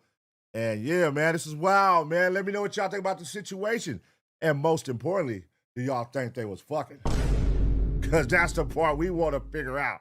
Well, listen, a pregnancy test, all that shit, man. What the hell? This was a crazy-ass case right here, man. Let me know what y'all think about the situation, though. I'm going to give y'all 2 seconds to smash the like. And as always, get ready for the next reaction.